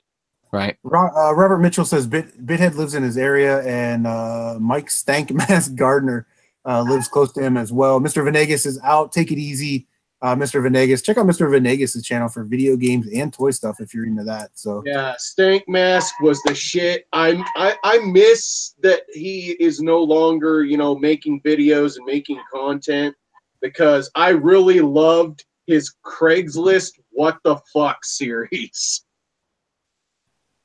nice. It was hilarious. Sprooch game hunting in the house. Sprooch, did you still want to get on the panel? We've got 3 and me. I can probably accommodate 2 more, maybe. Here, I'll send you the. Yeah, it's up to about a 120 sealed there, Joel. Oh my gosh. It's ridiculous. It's a job simulator. I guess it must have been a low print run game. You know what I mean? It must be kind of rare. Yeah, it's a print run. It's actually a really fun game. It's got a lot of humor and everything like that, but honestly, it's not worth collecting it physically, in my opinion. You could get it for like $20 digitally. Just do it that way. And it's a VR game. Am I wrong about that or right about that? Yeah, you get it on VR. You can play it on Steam also if you got like any of the HTC Vive or any of that kind of stuff. Spruch, I sent you an invite via YouTube, so either check your PM on YouTube or if that goes to your Gmail account. All right, last time here before we carry on, we are giving away one more Steam key for Towards the Pantheon. If you want to get into the drawing, we've got one more left. We'll do that in about 15 or 20 minutes at the end of the stream. So let me know in the chat if you want to get in on that. I've got Lucky Collector, Cybernetic Slayer, Mike, Robert Payne, Gaming Review Clan, Rebel Gaming Club, Gen X, Shadow, Carillin 64, Henry Gonzalez, Blake Gamer, and Media Glitch. So if anybody else wants in, please let me know. Gamer's Manual in the house, the man who finds epic scores, the immortal Gamer's Manual. Welcome to the live stream. So most of the rarest games are not really good according to Emerald Game Cave. You know what? I don't know. Captain Retro's flashing the Krang. Krang's got the big screen. He's taking over the big screen. Krang? It's Krang-a-palooza. Oh. Just so fucking sexy, Kevin. Also, something that we do mention on our streams about this time is if anybody, we're going to get out of here at about 10 o'clock tonight. And if anybody wants to carry on and live stream after that on their channels, feel free to promote that. So people can check your channel out when we're done here. So I was thinking I might run another Name That Chiptune tonight. I hadn't done it in a minute. To promote that. So people can check your channel out when we're done here. So I was thinking I might run another chiptune tonight. I hadn't done it in a minute. Somebody's echoing. Ah, God. It's me. Hang on. We're done here. So I was thinking I might run another chiptune tonight. I hadn't done it in a minute. Somebody's echoing. Ah, God. Wow. It's me. Hang on. Impressive. Yeah, I know, right? Most impressive. All right, we got it. Yeah, it was me. It's like the guy who calls. I can still hear somebody. Got this glare going on. Fine. So I really thought this started at 10, so that was my bad. Yeah. But What's on your mind, big dog? So did I miss the whole thing about the too many YouTubers? Yeah, we talked about that for an hour between 7 and 8. I had Smash on, and everybody's sort of been given kind of their take on it there, their sort of opinion. I'm sort of the mindset, like we reviewed like the video and kind of the bullet points. And, I think John's a nice dude, I guess, but he made a mistake. And then he was talking to Smash on Smash's video or whatever, and he basically said, yeah, I screwed up. And this is actually what I meant to say. There are too many people that think they're going to come on YouTube and get rich and famous real quick. And there's too many of those people, So whatever your take is on it, I mean, please feel free to share. We are joined by Spruch Game Hunting, if I didn't say that earlier. What up, Spruch? Is he there? There. Spruch, Yeah, I'm here. I'm like half frozen. Blink twice. Let me know you're alive. It's like when someone... So what do you got? Somebody wants to. Shady wants to know if anybody. I'm alive. Too many games. Being weird. I am not going to too many games. Yeah. So Spruch, whatever your take is on it, feel free to share, man.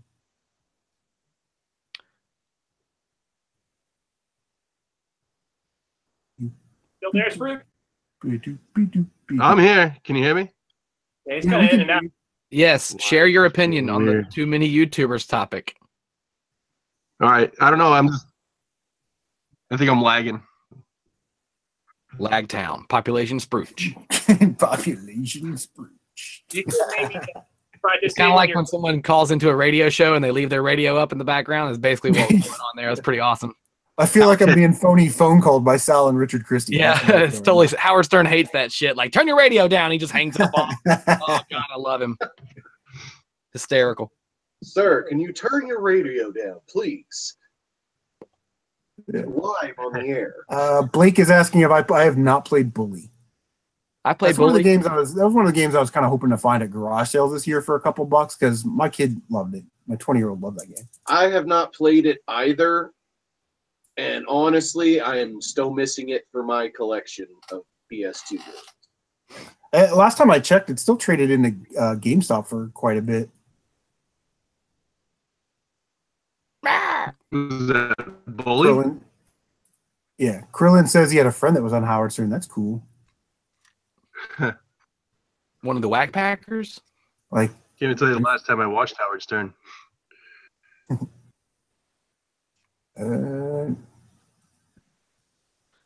Cybernetic Slayer says captains. Oh, name that. He said NTCT. Name that chiptune. Got him way behind. His streams are really fun. They are fun to do.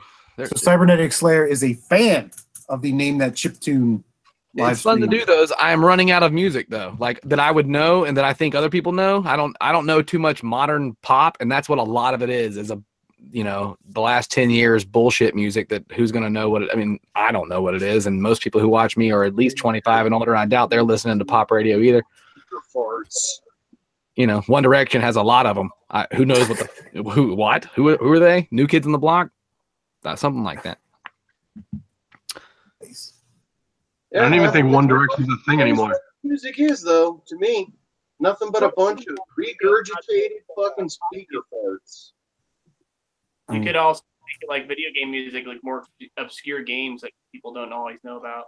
Yeah, I've did that one night. We did movie themes. We did, I've gone through like different genres of chiptunage because just to find new stuff. We've had hard rock nights, we've had 80s hair metal nights, we've had, all 80s synth pop, like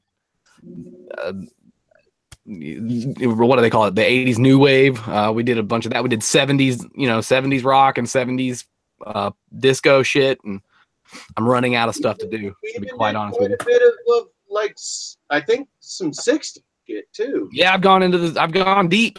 I've gone down to the 50s at least with some Elvis stuff, and a couple other things that are on there. But it's just getting harder and harder to find stuff that I haven't already played before. That's why I kind of took a couple weeks off doing it so people would forget what I played before. Maybe you could do like at least a month kind of thing. That'd be pretty good. Yeah. Plus, I got banned for a month for absolutely no reason, so that killed my show for a minute and killed my momentum again. The new MLB The Show. Yeah. Yeah. They got banned for getting the game early. I mean, so did everybody else that was streaming it that night, and nobody else got banned. There was some troll in the fucking comments who reported me because Sony never responded to my email. YouTube lifted the ban eventually because they never responded to whoever put in the thing. He's taking our content was a fucking troll. And apparently I've got some, non-fans on this planet, which is awesome, to be quite honest with you. I really like it. I've been threatened with a knife. I've been threatened with a knife through YouTube, so it's pretty fucking awesome. No, that's nuts. Really? You haven't watched that episode? Watch the episode Captain Retro shows Stabby McKnife Face. It's terrific. There's a guy who really dislikes me. Isn't it funny how people dislike, but yet they still watch? Yeah, I mean, it's the same thing with Howard Stern. Howard Stern, half of the audience hates him, but they can't wait for him to say what he's going to say next. They want to hear what he's going to say next. And same thing with the people who love him. I can't wait to hear what he says next. Yeah, I get it. Unbelievable. See, Joel says that was a great episode. Great episode. No reason the DSP has any kind of audience, right? I mean, I don't watch that channel. I don't even really know who that is. I have a Unfortunately, filthy mouth, and it runs a lot. I don't watch a lot of bigger YouTubers, man. Most of the YouTubers I watch are less than 15,000. Joel says he feels fortunate not to have many haters. But I always Joel's get too nice to have haters. Joel loves everybody and loves everything. He's too nice to have haters. I usually get, pick up video of somebody or whatever, they'll thumbs down, but if you don't leave a comment telling me why you thumbs down, how can I make my videos better for you? Like it sort of seems to be self-defeating. And also that kind of helps me out because it shows that you're participating in the channel, which is what YouTube loves. So YouTube shouldn't allow you to put a thumbs down without putting a reason why. Whatever that reason may be. You should have to comment to make it a thumbs down.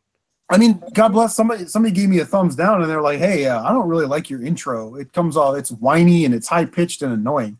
I'm And I not a said- fan of it either. I love Dan and the guys, but that's not the best song they've put out. No And I offense. said, well, let me try and turn down the volume on it. That way, it's not so piercing, you know. So I tried that in some of the upcoming videos. I tried to cut it in half because it's like 15 seconds. I tried to cut it in half and make it like a 7 second, but for some reason I can't chop it in half. It's the cartoony voice that sings along with it. You know, that's the one that makes my ears hurt. And I'm like, oh, that's not mixed well. Whoever, you know, no offense to Dan, love the Rebel Gaming Club, but every song they've written for somebody is basically the same song. They just repeat the guy's name over and over and a little bit of a tune. Yeah, they're awesome at it. It's cute, but go watch the Castlevania song because it's fucking fantastic.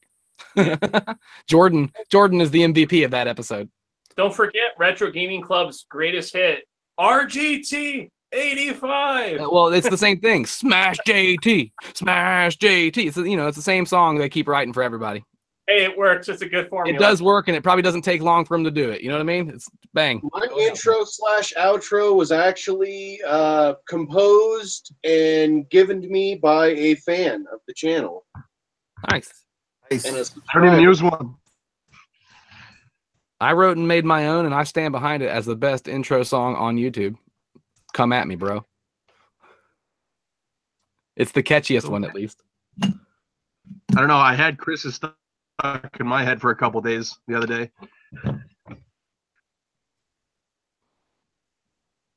Haters gonna hate, lovers gonna love. I don't even want none of the above. I want to piss on you.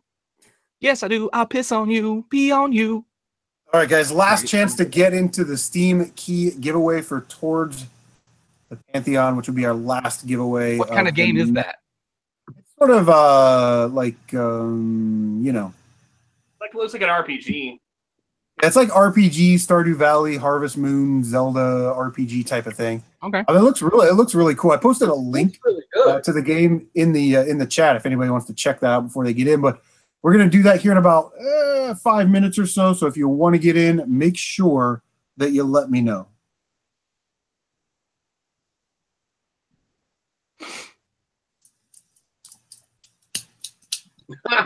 Really?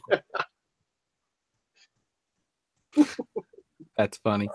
RGT80. That's another YouTube channel I don't subscribe to. Outro song stuck in my head. I don't know what the outro song is. It's what Down Phoenix was just singing.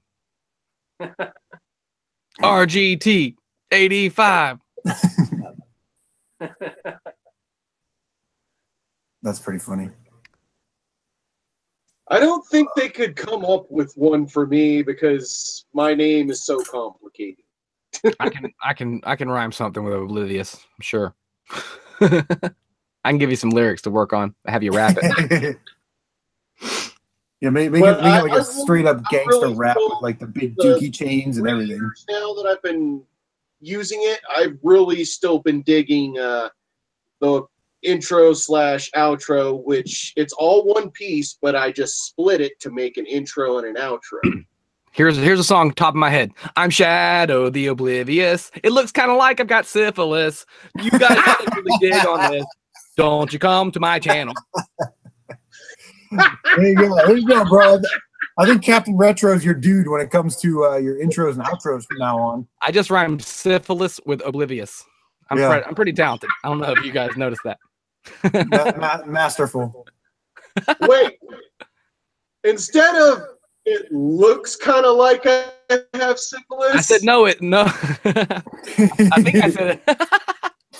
I can't remember, but no, I don't have syphilis. I caught syphilis. No, I don't have syphilis. That was what I said. That would be oblivious. No, I don't have syphilis. Some people wish I caught syphilis. Cybernetic Slayer says that will win a Grammy. Bingo. Put it up right now. Somebody rip that footage and put some beats behind it. There you go. Yeah, that's pretty awesome. All right, let me double check the chat, see if there's any late bloomers into this giveaway.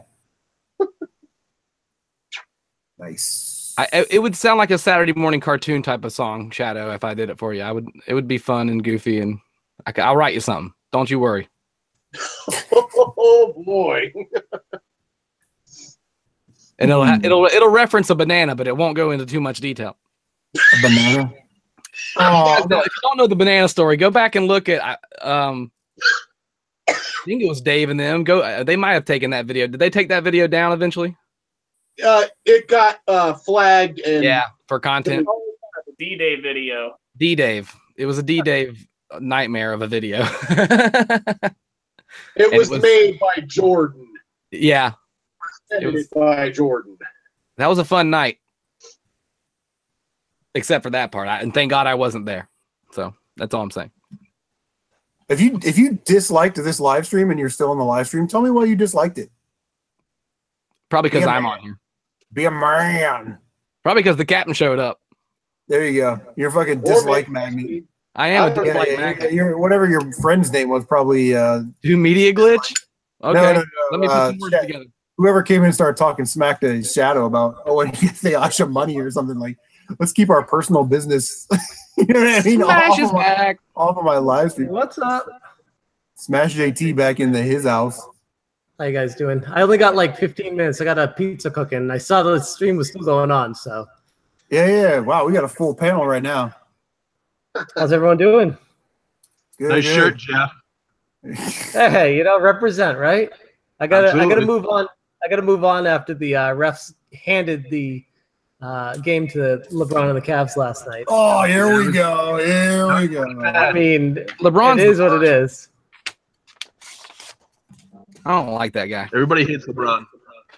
Krillin says he disliked the stream because Captain Retro joined. I told you. At least it's not something that I did. I appreciate that. But go download his. Go dislike his videos. Don't dislike. I work hard. I can't handle the competition. Am I not smiling? Am I not smiling enough? Gotta Never, smile. Chris. Never. Cybernetic Slayer says LeBron in the finals for the 8th straight year. Jesus Christ. How many rings has he won? A good buddy of mine is actually obsessed with LeBron James and has like freaking rookie cards and shit sealed and graded. I got a bunch of graded shit, but nothing of his. Yeah, they are collectibles. So, it's cool.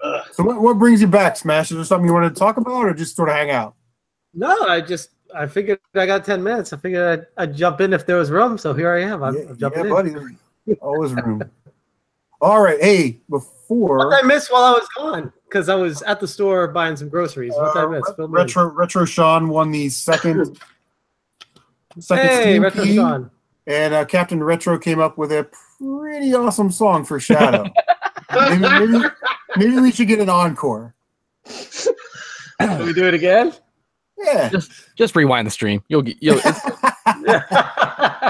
Yeah, just rewind. You'll get a kick out of that. Let me double check and make sure everybody is entered in the count. 1, 2, 3, 4, 5, 6, 7, 8, 9, 10.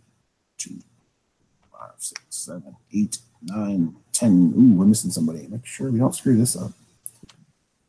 We got Lucky Collector, Cybernetic Slayer, Mike, Robert Payne, Gaming Review Clan, Shadow, Gen X, Krillin 64. Yep, Henry Gonzalez and Blake Gamer. All of you guys are entered. Apply wheel changes. Yes, please. And here we go. A 1, a 2, a 3, a spinsy. And the third winner is HG, Henry Gonzalez. Congratulations, Henry. You won the third stream key for Towards the Pantheon. Is he still in the... All right. We got a new media glitch song. Yeah, we got to make sure Henry's still in here. Henry, are you still in the live stream to claim Media your glitch, prize? are you still there? Because I got a song for you, buddy. He asked me to write one in the comments there. Media glitch gave me an itch. There is. Henry Gonzalez is still It's here. kind of starting to burn. Hey, what's up, Joel? Media Glitch is there. All right, here we go. What's up, guys? I'm Media Glitch. You can watch this show on TV as well, you bitch. We talk about games and movies. There's a few of us with movies, but don't be a jerk in the comments. Done. Done. I feel like you Yeah, need to buddy. put your hat on backwards when you do that. Oh, that was a rap. Yeah, I should have gone sideways and then a there rap. you go. We're talking about games and movies. There's a few of us with boobies because he's got girls on his show. I don't know if you know that, guys. Joel says it's brilliant. That is absolutely brilliant. Brilliant.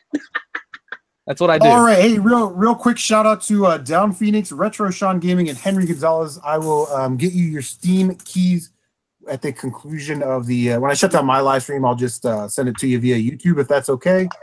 And enjoy those games. Special thank you to Connor, who made the game, for sending us some free Steam keys. So Send it to print. anybody has anything that they want to promote before we get out of here, we'll just go right down the line. Smash JT. Oh no, I got nothing to promote. Yes, you do. Yes, you do. Smash has the funniest fucking video I've seen in 10 years on YouTube, and it's the Men Beware. What is it? Bad guys beware. Bad guys beware. Watch Bad Guys Beware. Right. Yeah, I saw that. You click this off, go watch that, and then go watch Castlevania from RGC, and you'll be good. There's my shout outs and my pumping. Sorry. I love that Captain just gave me a shout out because I didn't have anything. That was awesome. All right, Down Phoenix, you got anything going on over your channel? Anything you want people to see? Videos coming out? What you got? I've always got stuff coming up, but I actually kind of want to give a shout out to somebody else, my boy Black Metal Gaming. He does really funny cover art videos, like where he makes fun of like bad game art and movie art and stuff like that. So look up Black Metal Gamer. You'll laugh your ass off. Okay. Nice. Captain Retro, are we doing the chiptune thing tonight? What are we doing? Yeah, I'll probably go live around 11, give another hour or so, and go live with some chiptune game or something else, some other kind of live game show action. I'm basically a game show host now. Nice. Blake Gamer says he's going to leave. Thanks for stopping by, man. I appreciate the support. All right, Shadow, what do you got going on, buddy? Anything you want to throw out there? Not really anything in the immediate future, but I do have a bunch of stuff, backlog that I need to work on and put out. It's just what do you got going on? When I initially popped on and showed you, a little bit of preview of the new game room setup and everything. Yeah, that's what I've been working on for a while now, and I've also been focusing on a lot of, personal stuff in home, shit with work, yada yada. Nice. Sprooch Game Hunting. I guess I still got to send you your G.I. Joe, man. I put them away and I forgot to mail it. So. It's all good, man. No rush. Can what do you got going on see this there? wall over here? That's all my G.I. Joe stuff. Nice. So what do you got going on, brother? I want to rent. Not a whole lot. Been busy with work. My second job just kicked in. So things are going to get even more busy. But I had a new video come out today. If you guys can check it out, I actually ran into some guys that run a company that make pins for some NES games for like 8-bit pins, and they come in this little cool case. They're called Glitch Corp, and you can find them on Instagram. So definitely check them out. They only do 50 of each of these sets. I put the links and everything in my video. Really cool guys. They're like $15 a set, but definitely check them out. That would probably be. Is it licensed really stuff? cool. Or is it like they make their own versions of things, or what is it? They make such a small run, they don't run into licensing issues. Because I did ask them about that, actually, how they get around it. Right. But the art and everything on this stuff is superb. It's great. But I would definitely give them a check out. They've done this week. They've done the Ninja Turtles. They've done Bart versus the Space Mutants, Super Mario Brothers 3, Bucky O'Hare, to name a few. Cool. But you get 2 pins in a set, $15 including shipping, and they right down the street from me. So these guys are cool. It's really cool stuff. Definitely check them out. I'm looking at it right now. They look pretty badass, dude. When does anybody know when that NES Maker game thing comes out, where you can actually make your own NES games without having to know coding and shit? I'm not sure. I keep forgetting what it's called. I don't know. I keep hearing like it's out in beta right now, and a whole bunch of people are using it, but I don't know when it's like officially out. So right. I don't know. I want to get that, and I want to start a side company making sequels to old games that never got sequels. And I don't care about licensing. I'll just sue me. What are you going to get? A Krang? You're going to get a fucking Krang out of me? That's all you're going to get. It's worth it, though. I would just want to do that. That would be cool as hell to have, sequels to things that needed sequels. Media Glitch is Uncharted Waters taking off. 2. Thanks for stopping by, Joel. I appreciate it. Everybody check out Media Glitch. I'm sure everybody in here subscribes to Media Glitch. Joel's a real nice dude. And a hell of a filmmaker. Go watch some of his movies. He's good. God knows what he's Media Glitch. Ah! Jeff,